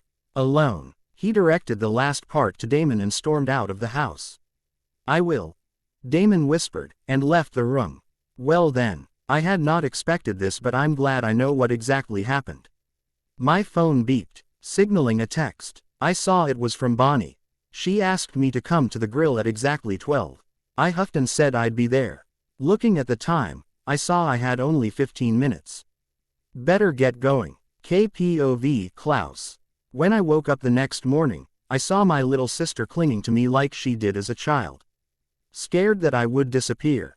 I sighed. Yesterday had been hard on her. I gently tried to remove myself from her grip but it only tightened. Nikki? She asked groggily. Shish. It's okay, Belle. I'm right here. I will always be here. Always and forever. She mumbled unintelligibly, and went right back to sleep. A gentle knock sounded on my door. I turned to see Rebecca standing in the doorway. Come in, sister. She walked towards the bed and looked at Bella with a soft, understanding look. How is she, Nick? As expected, it was hard on her. But you already knew that. You were the one with her in 1864. She nodded and told me what the family was doing for the day. We were going to go out of town for breakfast and I wanted to look at some shops. Elijah has gone to speak to some witches. Cole is accompanying me to the mall. Father wants to go look at the caves near the falls. I will take her to the grill later. You go on. You should tell her about Caroline and the other doppelganger. I sighed and agreed. It was an hour later when Bella woke up again. Sorry, was the first thing she said looking down at the floor. I cradled her face in my hands gently. It was then that I was once again reminded of how small she really was. Henrik's death was the hardest on her. I would never forgive myself for taking him out to see the wolves that night. I looked into her big brown eyes, that had lost their childish curiosity and spark in them. Never apologize, Isabella. It was not your fault. Even we have emotions. We have the right to express them. Never think you cannot do so. Do you understand me? Yes, Nick, I understand. You know that you can express yourself too, right? No one blames you for Henry's death. I, most certainly, do not. I am sure he doesn't either. I can feel him close by, you know. I understand too, little Swan. Now go get dressed. We are going to the grill for breakfast. With that, I left myself to freshen up. We pulled up half an hour later in front of the grill. As we got out of the car, I caught two familiar scents.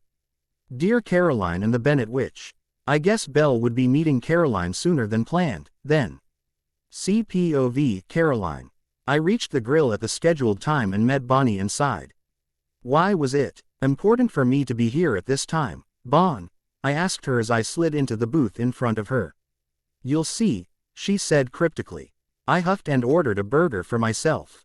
At least I get to eat on time today. Speaking of, I should probably check the blood bag stock we have left. I doubt Damon would let it get too low, but better be safe than sorry, right?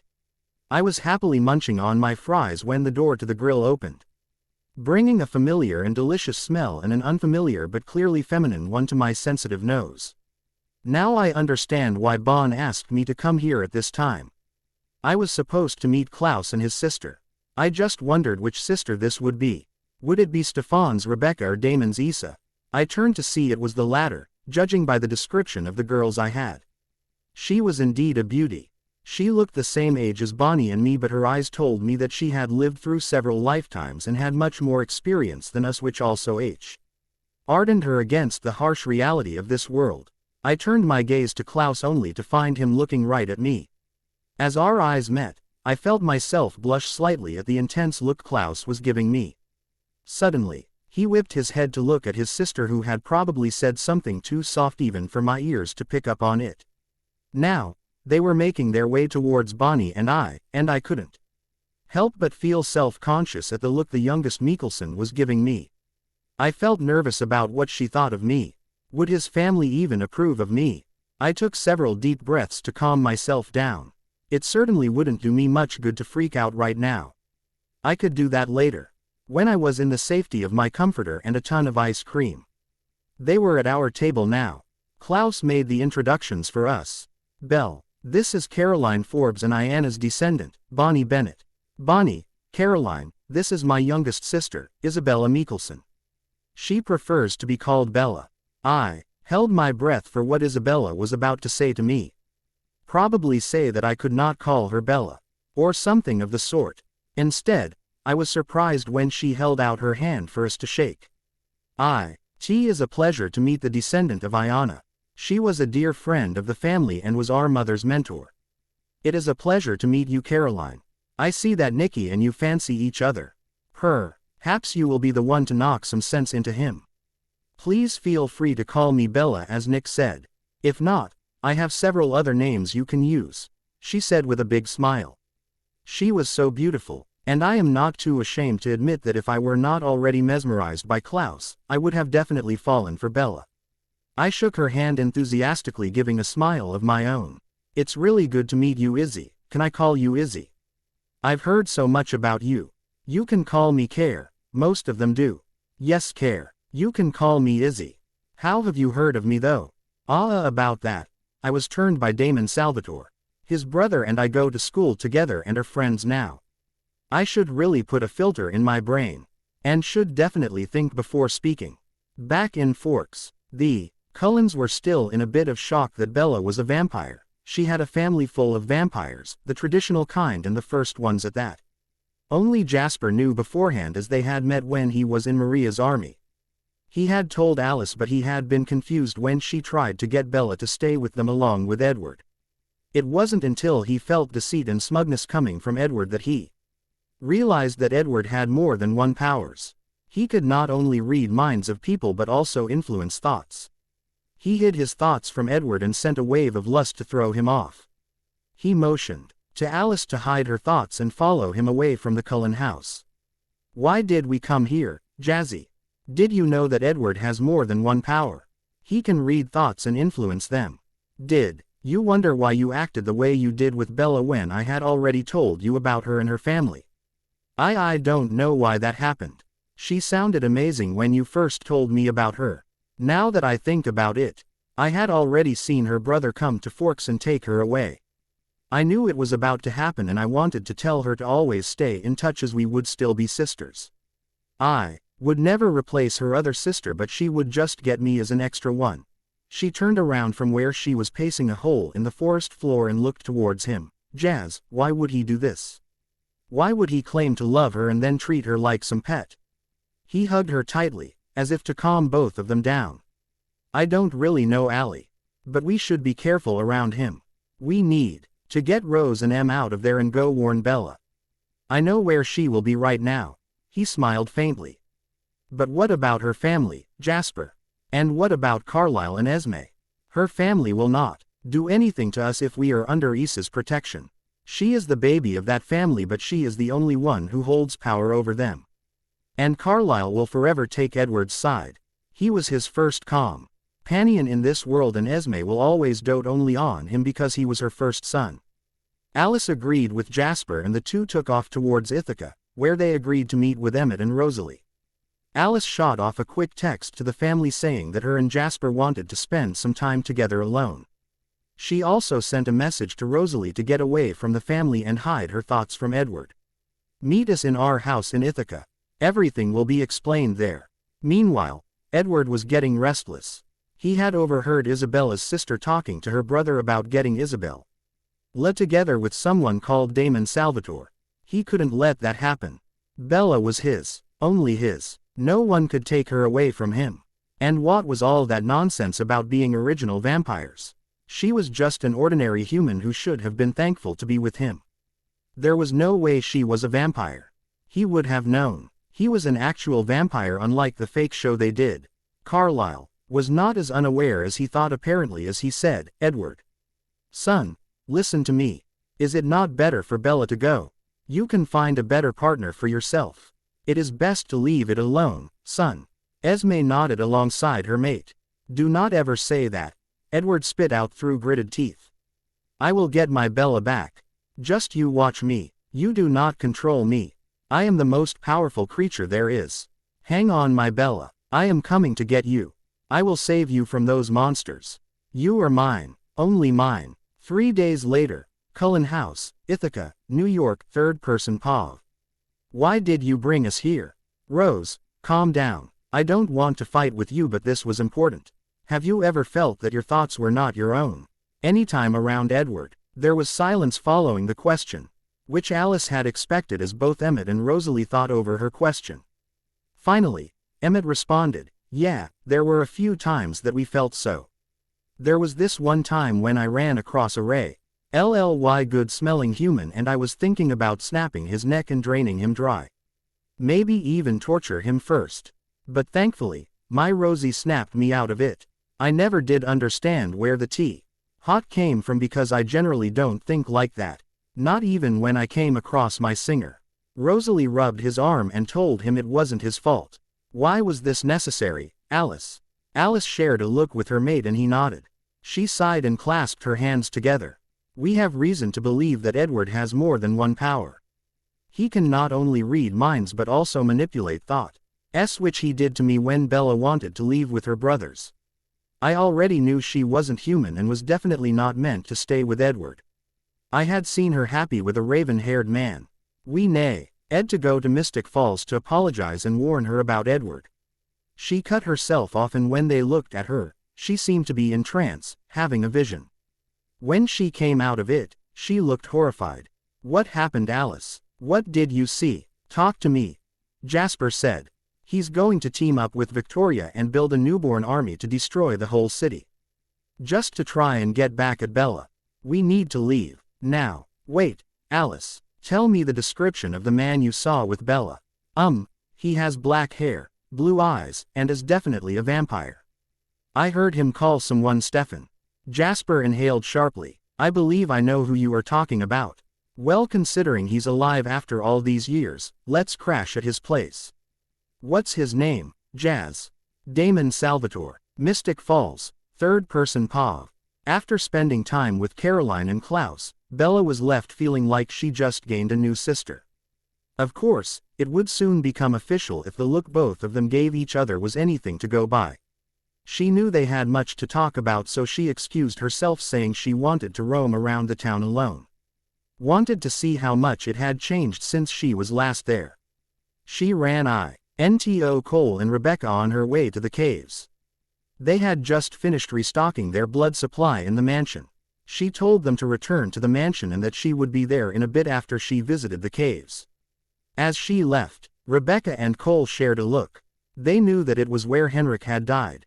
Bella used to visit it every day when they were in Mystic Falls. BPOV. I walked down the familiar path to the caves where my twin had breathed his last breath. I always felt closer to him in that place. When he died, half of me died too. I missed him a lot. Why did you have to leave me, Henri? I miss you so much.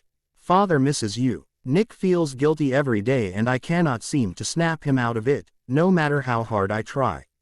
I am afraid we may lose him. At this moment only Caroline is the one keeping him afloat. I sobbed. I felt pathetic. I should not be this weak.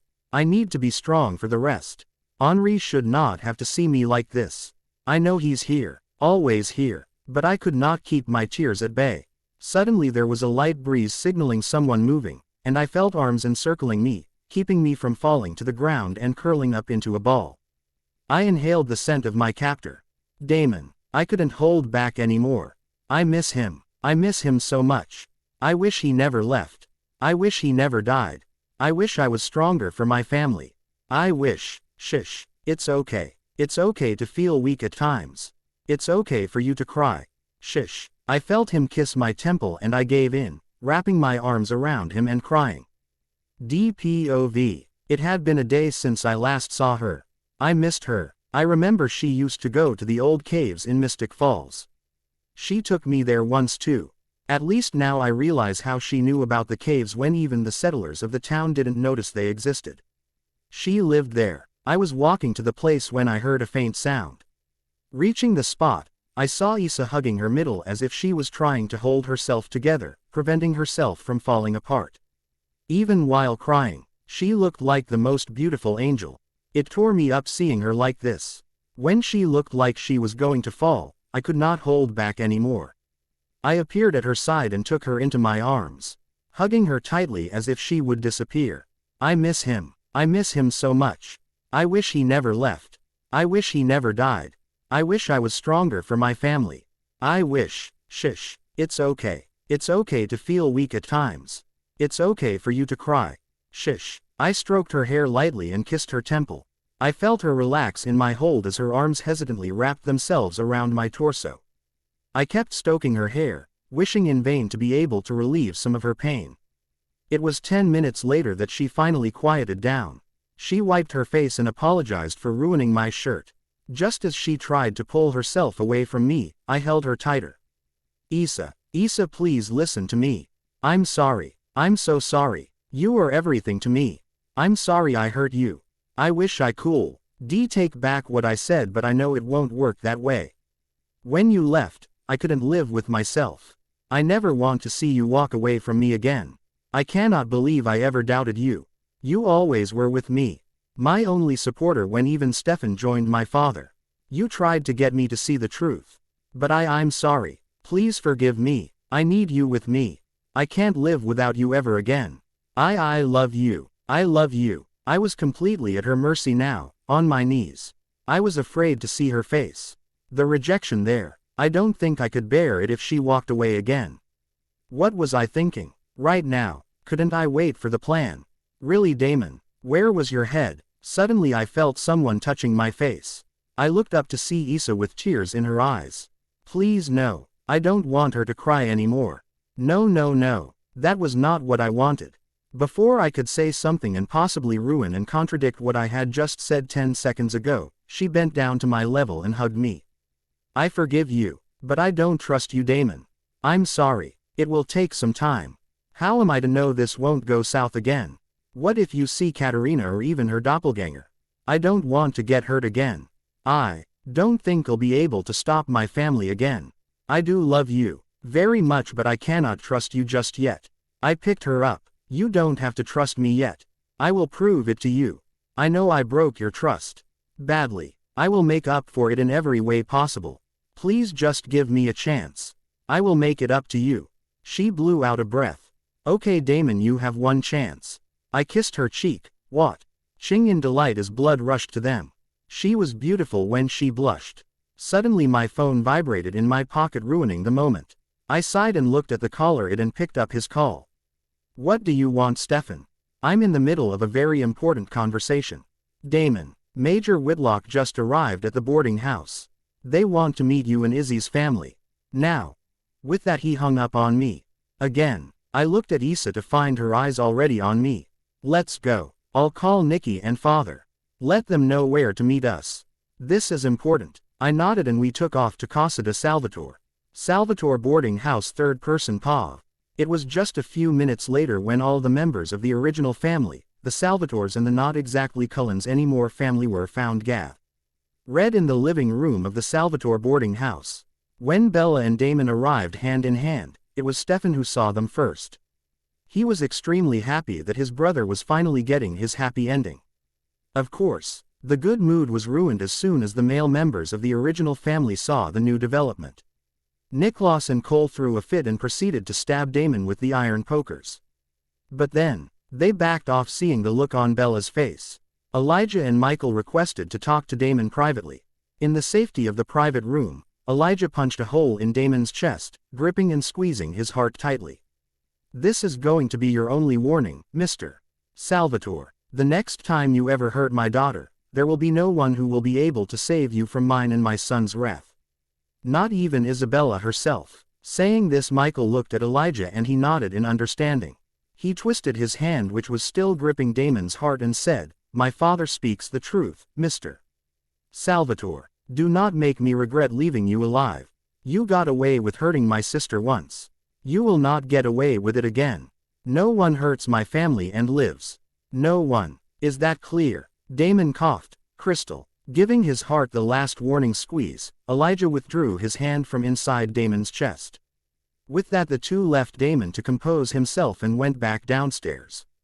Damon coughed. Okay, I deserved that. Ouch. He changed his shirt to get rid of any evidence of blood and went back to the living room. Bella looked at Damon as he descended the staircase. She looked worried, but he hoped she did not notice the fact that he changed clothes. As soon as everyone was seated in the large room, Alice sprang up and tackled Bella in a bear hug. Bella was shocked for a moment but returned her hug. I missed you too, Alice. Bella, I am so sorry. I don't know what had happened to me. No wait, I know now what happened to me. That conniving little bastard. I will rip him apart once I get the chance. I will burn him down and Icky Vicky too. I will. Whoa, Alice, calm down. You're not making much sense to the rest of us. Bella gestured to the people around them who were re-watching the both of them in confusion. First I would like to introduce you to each other. Alice Pav. I was really happy that I finally got the chance to explain my behavior to my sister. Bella. I am so sorry. I don't know what had happened to me. No wait, I know now what happened to me. That conniving little bastard. I will rip him apart once I get the chance. I will burn him down and Icky Vicky too. I will. Whoa, Alice, calm down. You're not making much sense to the rest of us. Bella gestured to the rest around us who were watching the both of us in confusion. First I would like to introduce you to each other. She pointed to a blonde-haired girl. That's Caroline Forbes. My soon-to-be sister-in-law if Nikki is brave enough. She just recently turned into one of us. She, too, is a human drinker but drinks only from blood bags. I giggled when I saw both Caroline and Klaus Mikaelson blush a little. That's Stefan Salvatore. He was changed in 1864. He is an animal drinker now. She said, gesturing towards a man who had his hair styled like Edward, but I guess since he was here before the asshole it would be him that styled his hair like Stefan. Not the time, Alice. Focus. And this is Damon Salvatore. His name fell out so lovingly from her lips. How long has she loved him? The dark-haired man's Damon, my mind corrected. Eyes did not leave Bella the whole time. It was as if he was afraid she may disappear if he looked away too long. Suddenly Jazzy's voice sounded behind me. Well. Look who we have here. Captain Damon Salvatore and baby brother Salvatore. In the flesh. What happened? His voice took a serious tone suddenly. Previously on ISFM.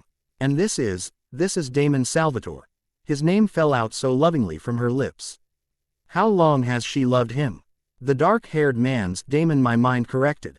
Eyes did not leave Bella the whole time. It was as if he was afraid she may disappear if he looked away too long. Suddenly Jazzy's voice sounded behind me. Well, well, well, look who we have here. Captain Damon Salvatore and baby brother Salvatore. In the flesh. What happened?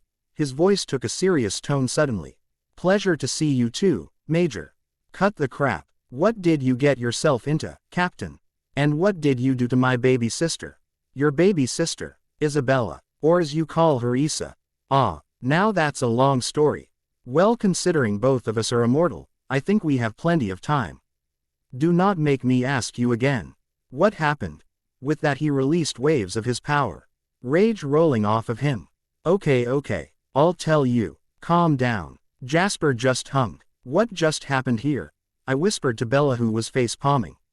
Typical cheeky Damon and somewhat alpha male Jasper. She whispered back. Somewhat. Well, he can't really beat my family, of course. But he is the alpha male of your species. Not just anyone can be the god of war, you know. I nodded. She then raised her voice at she was heard by everyone in the room. Okay, are we done listening to your sort of bromance? Can we get on with the important matters? Namely, why are you guys here? Where are the rest? I coughed, bringing the attention to me. I think we need your 3 other friends for this. The Salvatores looked puzzled. I sighed and said, Bonnie Bennett, Caroline Forbes and Tyler Lockwood.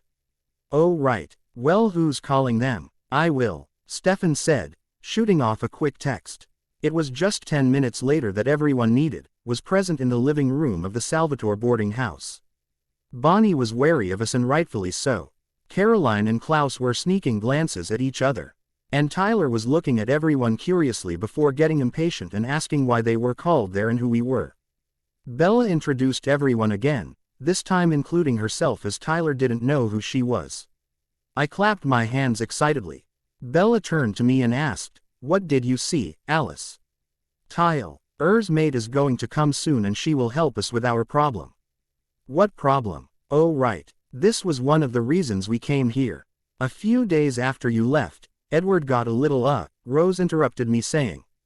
What she is trying to say is that Edward became deranged and started spewing things like, saving my Bella, she is mine, I will save her and take her far away, she should know to respect me, etc. After that he ran away from home, and obviously Carlisle and Esme were too attached to him to not think of ways to get him back. I cut her off. Yes. And then Jazzy T took me to the woods with him, and we found that Edward's power was not mind reading but actually manipulation of thoughts. That was how he was able to convince me to get you back with him, Bella. I had seen your family coming prior to them actually coming to Forks. I saw you being the happiest I had seen with them. I also saw you with a dark-haired vampire, whom I now know as Damon. I inclined my head towards said vampire in acknowledgement. Anyway, I was ready to let you go since I had also seen that we'd keep in touch and that you would always be my best friend. But when Klaus came to get you, I felt that you were more suited for Edward. I spit out his name like it burnt my tongue, and then he roped me into convincing you to stay with us. With him. It was only a few days after you left. When he left the family and Jazzy took me away from Carlisle and Esme to tell me of his suspicions that I finally realized his power. We left Forks immediately and called Rose and Em to Ithaca, where we told them about Dutch Award. I also had a vision of him teaming up with Victoria and creating a newborn army of over 100 newborns. I have a feeling they may try to involve Maria to get you, Azzy and me for our powers and Dutch Award's obsession. Carlisle and Esme are not going to help us, but I can't see any further than that. He knows how to get around my visions and keeps changing his mind. This is the reason I asked to get Miss Bennett here. I know that she is a powerful witch and will be able to get the exact information we need. She can get more concrete answers. And Bella, why need to call the young one you rescued to help her with this? All the people in the room looked shocked at my speech. I think I broke them. Oops. Then Bella came out of her stupor and asked, How long till he reaches Victoria, Alice? Well, we do have around 3 days before he reaches her, and no. We cannot deter him from his route, nor can we reach him in time to stop it. This is inevitable.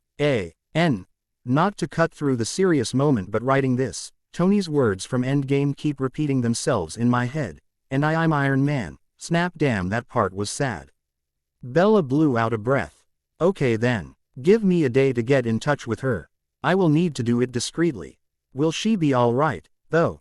She is just 17. We really need her. She is the most powerful one since the original Witch in the Bennett line. Besides, Bonnie can help her control her powers. Her family looked at her in astonishment. Cole was the first to break the tense silence. You know, a witch, a very powerful one who is not in control of her powers. Yes, Ollie. She will not harm us though. She is a kind-hearted person but hates her coven. I cannot tell you the exact reason because it is not my story to share. But, I am sure that as soon as she starts trusting everyone here, she will be comfortable enough to share it with you all. Now that that's over, how do Jasper and Damon know each other? She asked with a raised eyebrow. Crossing her arms and looking between the two vampires. Funny story actually. The Major was my superior when I joined the army, but being of almost the same age group, we stuck together. After 2 years in service, he was sent to evacuate a town in Texas, after which he was reported Mia. Never saw him again, until now. He's right, darlin', I was the youngest to become a major in the Confederate Army. It was when I was returning to Galveston that I met Maria, Lucy and Nettie. They were the leaders of the Mexican newborn army of the Southern Wars. Maria more than her sisters. Maria knew from my suit that I was in the military and changed me into a cold one in hopes of utilizing my training and experience to create an efficient army. Of course then I grew tired and ran away with the help of Peter and Char, before meeting you, Ms. Rebecca and Cole. He said, inclining his head towards Bella. Rebecca and Cole. Ah, I was wondering if you'd forgotten us, Jay. How I miss the old times. Want to go back to the old days.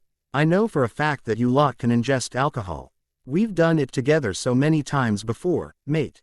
Though this time it would be wise to not take Poppet and Becca along. Yes, I decided that cold ones can drink. Fight me, Cole, Rebecca said indignantly while Bella looked to be suppressing her laughter and exasperation at the antics of her brothers. Wait, you knew Jasper before knowing the Cullens? It was Emmett who asked the question. Yes, Emmett, you forget that I am much older than you and constantly move around. We heard about the Southern Wars and how the Volturi had no control over them, so we thought we'd check them out and keep some control over them. Though I see our efforts were in vain. She muttered the last part. Now it's your turn, Captain. Right. Damon winced. What did he do? I narrowed my eyes in suspicion. He cleared his throat and started. The originals oddly quiet and angry, except Bella. Even Rebecca showed a little hostility.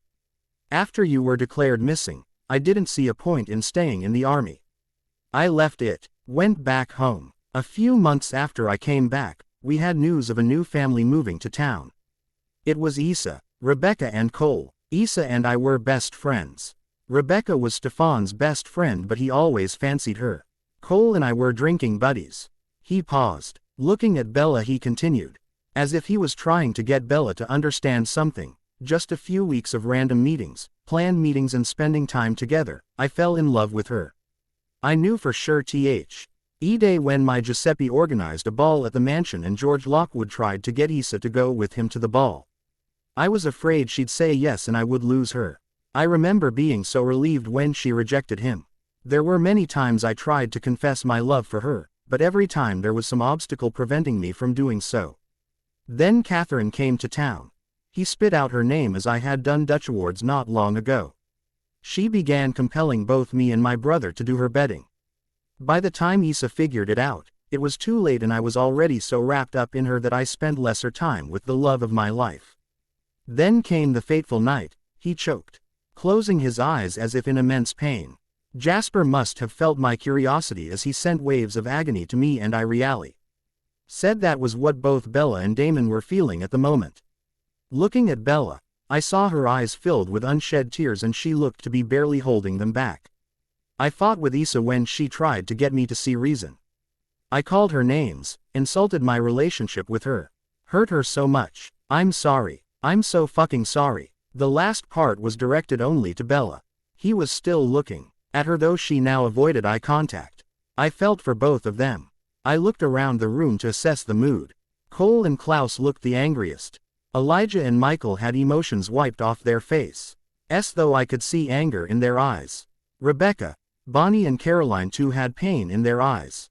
Emmett and Rosalie looked conflicted, like they didn't know whether to hit Damon or Catherine or hug Bella. Looking at Jasper, I saw that he was overwhelmed with the strong emotions around the room. It was Bella who broke the silence a few seconds later, though it felt like a few minutes.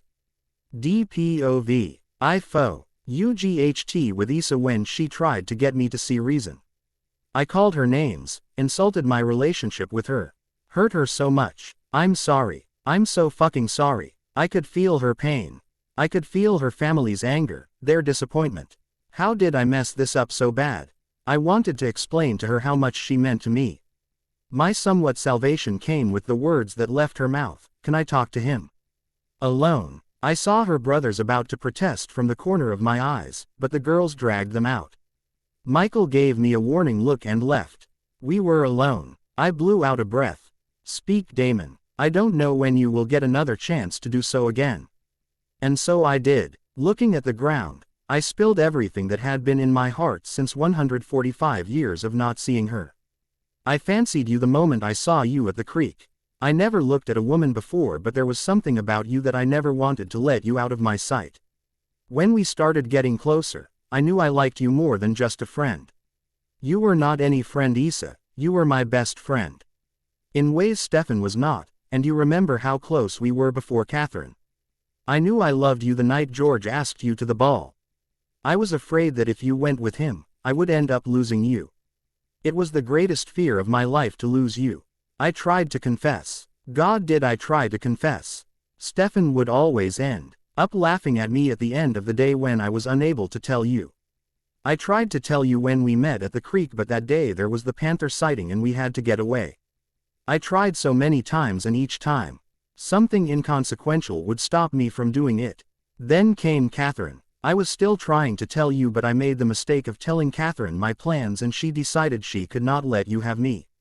I was nothing worth having.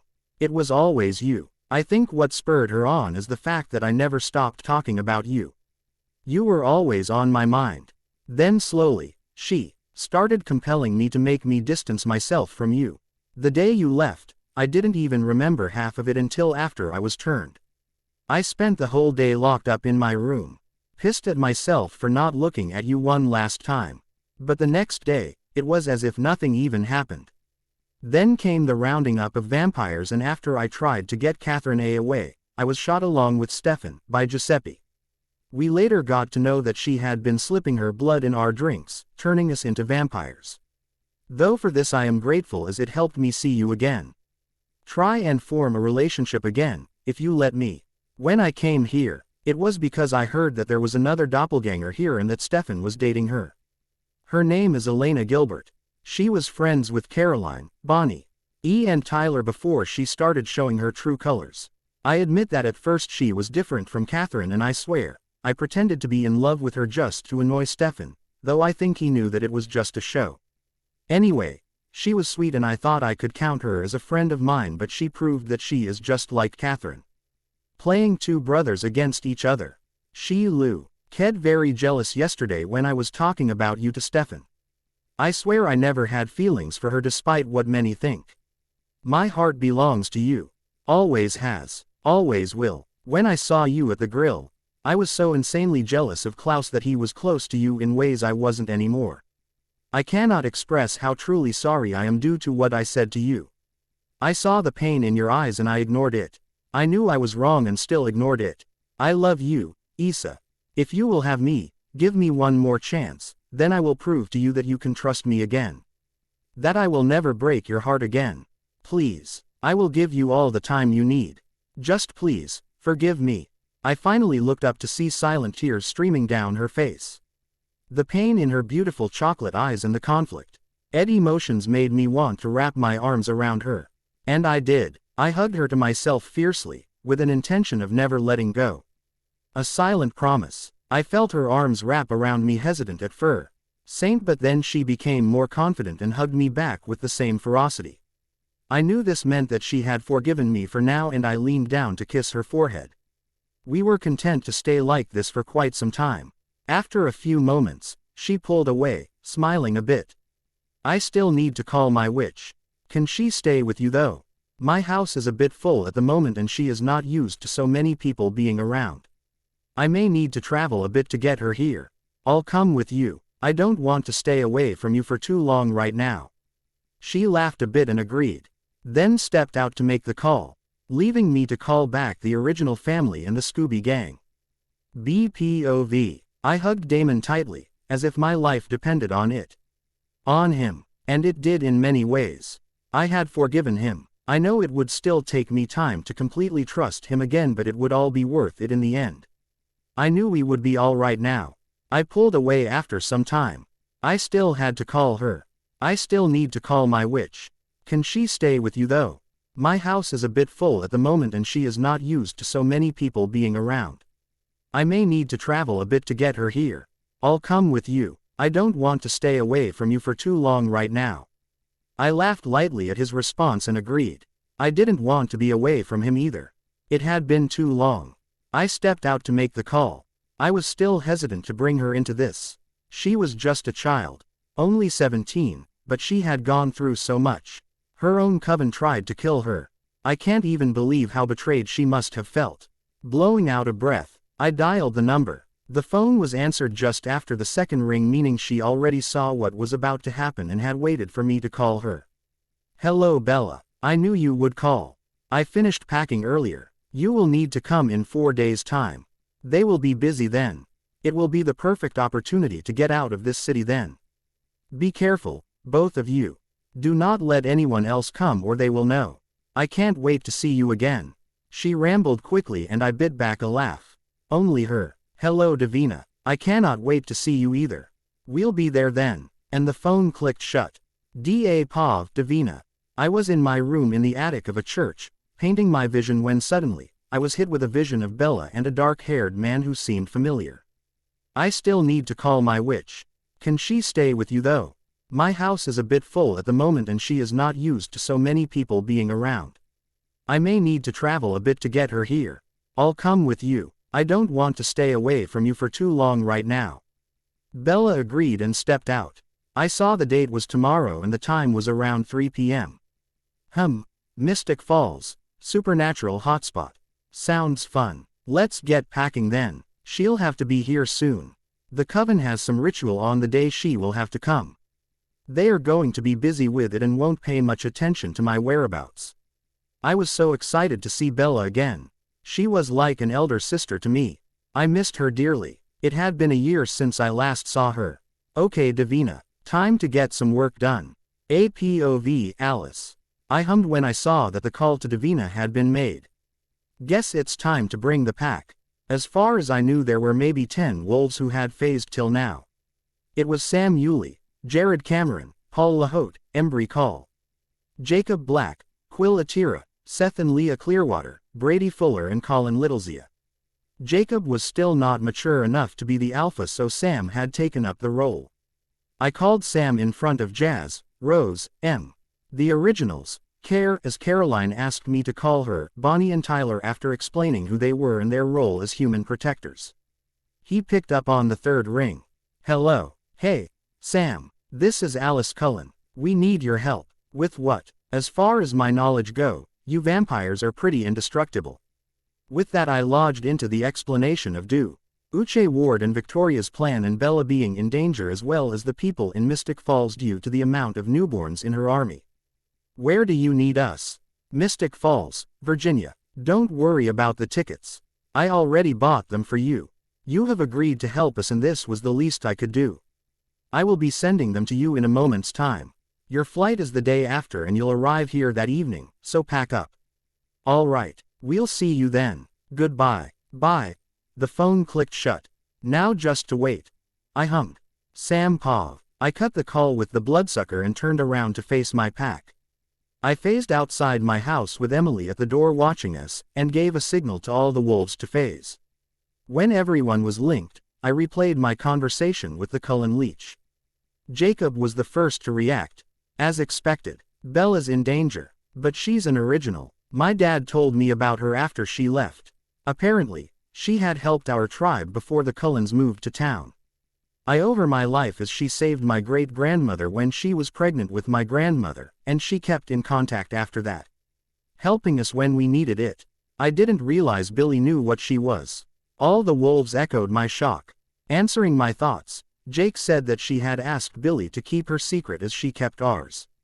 Paul was excited for a fight and readily agreed with me when I told them I accepted the invite. The others didn't show much of a reaction after that. I dispersed all of them with a command to pack whatever they needed for a few weeks and then phased back, pulling my shorts on before entering the house to inform Emily. She too wanted to come but I hesitated. She then asked me to ask Alice Cullen if it was okay for her to come as well. Reluctantly, I did what my imprint asked of me. The answer came within seconds stating that it would be okay for her to come as well but she had to be careful while there. I sighed when my Emily beamed and rushed off to pack our belongings. I rubbed my face wondering what was to come next. BPOV. A few hours later, Alice came bounding into the room that Damon and I were cuddling in. She clapped her hands bouncing, clearly looking very excited. I laughed. What's up, Alice? Spill it. Okay. So, it's been so tense these days, why don't we wind down a bit? Themed dinner. Please please please Bella. With everyone in your family, mine, the Salvatores, care. Bonnie and Tyler. I know we can't really eat, but we can get animal blood in glasses. She squealed. I've not seen her so excited in a long time now. Okay, calm. I'll tell my family but the others are your responsibility. We can host the dinner at the Mikaelson mansion. What do you want the theme to be? I'm sure Rebecca would love to set the place up. Yay, I knew you would agree. I already took care of the others. Just your family was left. And we could go along with the cliché theme for tonight. Halloween. Saying that she sped off in the direction of a store. I shook my head laughing. Come on, let's go get some costumes and tell my family. Rebecca and Alice are going to be a force to be reckoned with. I expect you and your brother to show up for dinner, got it? In costume. Yes ma'am. Damon mock saluted, making me giggle. We left Damon's to go tell my siblings first. Just as I expected, Becca demanded that I accompany her to go dress shopping. Naturally, I had to take her out of Mystic Falls if we wanted to find costumes worthy for her. A few hours of shopping later, my feet hurt, mind you. I never want to go shopping with the girls ANYM. But knew I would end up going anyway. Oh well. We finally found dresses and decorations for the mansion. After shopping, Becca sent me away to get dressed and check up on the boys and other guests so she could decorate the house. I figured it would be best to check on the boys first and went to do just that. The first person I found was my father. I found it hilarious that he was dressed as Pennywise from IT. Compete with the face paint and the red balloon. Let's please pretend IT was released sometime in 2005 since that's the year that they're in at the moment. Cole and Klaus were trying to catch up on this generation's horror movies and had roped father and my other brothers into it. The next person whose door I knocked on was my eldest brother's. Finn was dressed as Count Dracula. Except he didn't put in the fake vampire teeth. Who needs fake ones when he could just use his real ones? I then went in search of the next person I knew would be ready. As I entered the library, I was unsurprised to find Elijah there reading from one of the many books we had in the house. He was dressed as the Ghost Rider, his mask on the table beside him. It was a bit surprising to see him out of his suit and in a leather jacket. He looked up when he heard me coming in. Issa, you're not dressed yet. Shaking my head, I answered that I was in the process of making sure everyone else was dressed. He nodded and then made a call to my family to be dressed within the next 10 minutes and I joined him in waiting for my family to show up downstairs. 10 minutes later, we went down to see if everyone was ready. I laughed when I saw that Nick was dressed as the Joker, looking very grumpy about it. He also had an acid green colored wig on his head and looked like he wanted to complain but couldn't. Caroline must have forced him into it. My suspicion was confirmed as not a minute later, Caroline came down in a Harley Quinn costume. Couples costumes. You both look so cute together. I squealed. Caroline nodded and joked about how difficult it was to have my brother get dressed for dinner. At that everyone broke out laughing. I then noticed that Cole was missing and it seemed that Nick did too. Not wanting to suffer our teasing anymore, he called upstairs. Cole prepared to be daggered if you don't come down within the next minute. Again with the dagger threats, Nick. You wouldn't. She want baby Belle to lose her favorite brother so soon after we found each other again, would you? Cole answered back, leisurely strolling down the stairs. I thought he looked quite handsome in his Jon Snow costume. I just shook my head at their antics and told them to take care of the guests while I went to get dressed. Emerging from my room a while later, I found that the guests had started arriving and the manor was beautifully decorated. I found Rebecca welcoming the Cullens as I came down. My sister looked amazing in her leather, Catwoman costume, complete with a whip and her cat ears. Pretty sure Stefan was to die tonight. Either by Becca's killer looks or at the hands of my father and brothers for staring at her too long. It was not lost on me that the both of them had feelings for each other. Surveying the room, I saw that only the Salvatores were yet to arrive. Alice and Jasper were dressed as Gamora and Star-Lord from the Guardians of the Galaxy. Next to them, Rosalie was Dr. Est in the classic yellow ball gown of Belle with Emmett as her beast. I saw Bonnie dressed as a zombie, talking to Tyler who decided he was a gladiator tonight. It was a few moments later that the last of our party arrived. Dressed as Batman, Stefan was openly gawking at Becca, who, noticing his stare, made her way over to them, swaying her hips slightly. I saw Stefan gulp slightly as she moved closer to them. I slapped my hand over my mouth to keep from laughing uncontrollably. My sister was the predator and poor Stefan was her prey tonight. Turning my gaze towards Alice, I saw her winking conspiratorially at me. She'd gotten to him. But that would mean. I looked at Damon, laughter dying in my throat at his intense gaze on me. He was already sexy, but right now, he looked downright edible in his sexy Robin Hood costume which matched my maid Marian costume. I felt blush creeping up my cheeks at getting caught ogling him, when he winked at me. This man. Low growls surrounded me, making me aware of others in the room. I looked towards the sources of the noise, finding that as per my prediction, Stefan would die at the hands of my family tonight. Only, I had not included the possibility of Damon being included in it too. Oh boy. Apparently, Ollie had caught us staring at each other, if the glare he gave Damon was anything to go by. Oops. Just then, Alice bounded up to the tray of the room and announced that dinner was ready. I sighed in relief that both the Salvatores were not going to be killed yet. This was going to be a long night, I thought as Damon guided me into the dining room. Keeping his arm firmly around my waist, I saw Stefan doing the same to Becca, and Ollie and Nick glaring at the brothers' arms around us. 2 days before Davina's arrival, Rosalie Jasper was teaching us all he knew about newborns from his time in the Southern Wars. We needed to start training. Fighting newborns was not the same as fighting older vampires of our kind. Newborns were the strongest of our kind. The most bloodthirsty and impulsive too. There was no way to predict their attacks. We, the Mikaelsons, Salvatores, Caroline, Tyler, Bonnie, Alice, my dear mate, Emmett and I all stood in a clearing. Distant from Mystic Falls with Jasper standing in front of us explaining rules for a newborn fight. The pack had come a day earlier than planned and were in their wolf forms next to us, watching Jasper. Except the mutt, Jacob. Considering Edward was not here to translate for us, Jacob volunteered to be our translator. Though I think it was more because he wanted to catch up with Bella. I turned my gaze and saw Damon glaring holes in the side of the mutt's head, who was ignoring him and talking amicably with Bella and Cole. Cole was fascinated when he heard about the shifters. Apparently, he was a warlock as human and considering the shifters were something from magical lineage, it made him curious about them. Jasper drew our attention back to him as he started pacing, muttering about strategies and killing Victoria when we had the chance back in Forks. Our kind is never more physically powerful than in our first few months of this life. That's why they're created. A newborn army doesn't need thousands like a human army and no human army can stand against them. There are 2 most important things to learn. First, never let them get your arms around you. They'll crush your windstream. The second, never go for the obvious kill. They'll be expecting that and you will lose. He looked at all of us, then called out for Emmett to join him in his demonstration. "Don't hold back," he smirked. "Not in my nature," my bear of a husband replied. Emmett rushed at Jasper with full force, but Jasper just stood there calmly. Flipping Jasper over his shoulder, Em turned again, seeing Jazz run at him and throwing him to the ground. Never lose focus. Then it was Jacob against Tyler. Tyler got cocky after pushing Jacob to the ground and looked our way.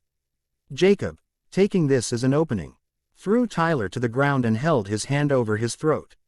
"One more thing, never turn your back to the enemy," Jasper stated, rolling his eyes. During Jazz and I's fight, He easily pinned me to the ground and I went to stand beside my mate when Alice took over. Their fight was almost like foreplay. Alice easily dodged all of Jasper's attacks, but he caught up with her. Just as he leaned in to kiss her, she pushed him away and disappeared, making Jazz look around towards the trees and us. He made the mistake to back up against a tree and Alice took the chance to jump on his back from the tree she was hiding in. Giving him a kiss, she got off looking very smug. "Never get distracted," she trilled mockingly. It was one of the things Jasper always said while sparring with Em. And he was the one that broke his rule, making Em, Bella, Alice and I laugh, as we had heard those words right out of Jasper's mouth. 2 hours passed in training when everyone finally took a break. The traditional vampires were drinking human blood from a cooler they brought, while Stefan gave us bottles of animal blood he had brought. There was also food for the wolves and Bonnie. Odic, Bella and Rebecca leaning against a tree and panting. That was not a normal reaction. There was definitely something wrong with the sisters. I didn't realize that I was projecting anxiety until Jazz asked, "What's wrong, Rosé?" "You're projecting a lot of anxiety." "It's Bella and Rebecca." No sooner were the words out of my mouth than their family surrounded them and asked them what was wrong. Cole was the first to speak logically. "Give them some space to breathe. Move now." Everyone moved but Bella and her sister slid to the floor, unconscious. "There's something wrong with them. We need to get her back to the mansion."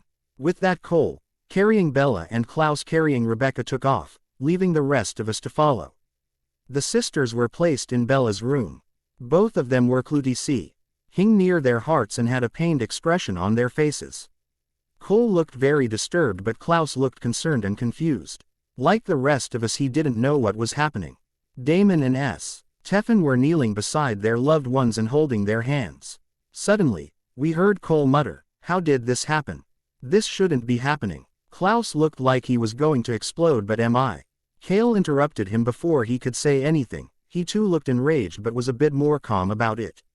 "Cole, what do you mean? Do you know what is happening to my daughters right now?" Cole looked up and just as he was about to answer, a groan from Bella brought our attention to her. Cole was by her side instantly with a glass of water. Rebecca awoke just a minute later and Klaus copied Cole's actions, bringing a glass of water to her.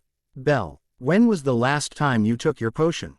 "And you, Becca?" Cole asked. Bella rubbed her forehead a bit and looked surprised. "I think it was a week before you all came to Forks. I couldn't take it after that because Edward was always monitoring what I was eating and drinking and I didn't want to explain to him why I was drinking a potion." Cole, Klaus, Elijah and Michael looked very angry at the information, whereas my family was shocked that he would have the audacity to do such a thing. "I took mine right after I woke up from the daggering." "Hold on, I might have mine somewhere here in the house." With that she went to move but as soon as she stood, her legs gave out from underneath her and she started falling to the ground. Rebecca and had formed somewhat of an understanding at being changed so young and that had given way to a beautiful friendship. I was by her side instantly and supported her. "Tell me where this potion is and I'll get it for you. Do not move from the bed. Rose, hold her down if you need to," Alice commanded. Rebecca told Alice where to find it and she was gone and back in under 5 minutes, carrying a small vial with about 15 milliliters of purple-ish liquid in it. Rebecca put a quarter of the liquid in her glass of water and then drank the now light purple water quickly. Instantly, there was more color in her face and she was looking much stronger. Bella on the other hand was losing her complexion by the minute. "Cole," she rasped, "I think I left my vial at Charlie's. I had hid it under my floorboard so that the Cullens would not find it." Cole cursed loudly and pulled out his phone, dialing a number and swiftly putting it to his ear. The phone rang only once before someone picked up the call. "Hello, Cole. Usually it's Bells that calls me. Charlie." I looked at my family and they too looked shocked by the revelation. "Charlie." Izzy left her vial under the floorboard of her room in which she stayed when she was living with you. We all heard his sharp inhale and knew this was worse than what we were thinking. "Oh Bella. Don't worry, Cole, I'll be there in a day. You know what to do till then. See you then." With that the call was disconnected. We all looked at each other and exchanged worried glances. "Cole, what happened? And I want an explanation. Now." Klaus started off deathly calm but then shouted the word, "Now." "Cole." Bella and Rebecca shared a look. Bella started, "Big brother." She tried to stand and reach towards Klaus but started wobbling and Cole steadied her. Klaus was by her side at once. "Sit," he commanded her. She took his hand in hers and finally explained what happened. "I know you are worried, but please calm down. It's not Ollie's fault. It started when we were humans. Remember when Becca and I ran off into the forest to collect herbs for our mother, just a week before Henry's accident? And when we came home, we didn't leave our mother's magic room for a day." At her family's nod, she continued. "Well, when Becca and I went to collect herbs, we ran into another powerful witch. She had wild auburn hair and almost white irises. We found her creepy and were going to leave from there when she bound us by ropes to a tree. I do not recall what exactly aggravated her, but it had something to do with mother and our eldest sister. They had another sister." Michael C. lost his eyes in pain and answered the question that was on all our minds. "Freya. She was my first child. The most beautiful little girl I had laid eyes on until my other daughters were born. She was taken away from us just before we moved to the new world. She died in the plague that killed several in the old world. She was just 5 years old. Finnick only 3. Elijah had yet to be born." Becca continued for Bella as she became weaker. "Yes, she decided that since we were the only other girls in the family, it would be fit to curse us. She cursed us to be in pain and feel as though our hearts were being ripped out over and over again. I do not know why she did it. She also said that to lift the curse, our mother would have to sacrifice herself for one of us, showing she loved us. The other way to lift the curse would be if a witch would willingly break it if we were to lose our magic or become a different creature. I think she had some sort of a premonition that we were going to turn into vampires. She was in a trance-like state when she cast the spell and we could do absolutely nothing except be bound to the tree. We were unable to get off until at least half an hour after she left. Then, we went straight to our mother. Cole was there and it turned out that the witch had forcefully taken away my powers. Mother and Cole tried hard to come up with a solution. At the end of the day, she made both of us a potion each that we had to take once every 2 weeks. If we didn't, she didn't need to finish her sentence. Bella was proof of what could happen and I was sure it would only get worse. Damon took her in his arms. "So why did no witch try to lift the spell? I thought you had loyal ones for you." "They are loyal but only because they fear us hurting them or their family. Never have we had a witch friend. Maybe Bella does now, but from what she told me, this witch is too young and doesn't have control over her magic yet." Rebecca answered. Bella was now deathly pale. I can't even imagine how much it must hurt her right now. Feeling the pain of having her heart ripped out again and again. It was almost like our transformation. I winced in sympathy. She was brave, for not making any noise through it all. I was sure she wanted to, but she was holding back for the sake of her family. I looked at Jasper from the corner of my eye and saw his face scrunched up in pain, his body hunching over. If Jasper was hurting so much, oh Bella. Jazz. Bella stuttered, "You should go out. I can see your face feeling my emotions." "I know what I feel. Please, you need to go." Jasper shook his head, with a strained voice. "I'm not leaving you like this, darlin'. I can take it. Don't worry about it, sugar. I want to do this." Bella said nothing in response. "Charlie, please come soon. Can I do anything to help?" Bonnie asked. "You could lift the spell." Cole joked a little. "I don't think I can do it alone. I can sense the magic. Also, I don't know what exactly the spell is. I would have to do a little research on it." "Can't Issa drink Rebecca's potion?" Damon asked, his voice drawn. Cole shook his head. No, that would not be helpful. Mother made them 2 potions for some reason. First, Bella did not have magic, so it affected her differently than it affected Becca. Then, there was also their age. Bonnie drifted closer to Bella. Perhaps it would be a little more helpful if I can ease the pain a bit. At least until the person you called comes with the potion. Klaus nodded. That would be for the better. Michael answered. I'll need space. Could some of you please leave the room? Caroline, Tyler, Stefan, Emmett, Alice, Elijah, Michael, Klaus and I shuffled out of the room. Damon resolutely refused to leave the room. Cole stayed so he knew which spell Bon, i.e. was going to use, and Rebecca stayed to support Bella. Jasper was taking away some of Bella's pain, and his gift would be more useful if he was in physical contact with her. We heard Bonnie's muttering. Start up and I prayed for Charlie to come as soon as possible. The end. Thanks for watching. Don't forget to drop your review and new story ideas in comment section.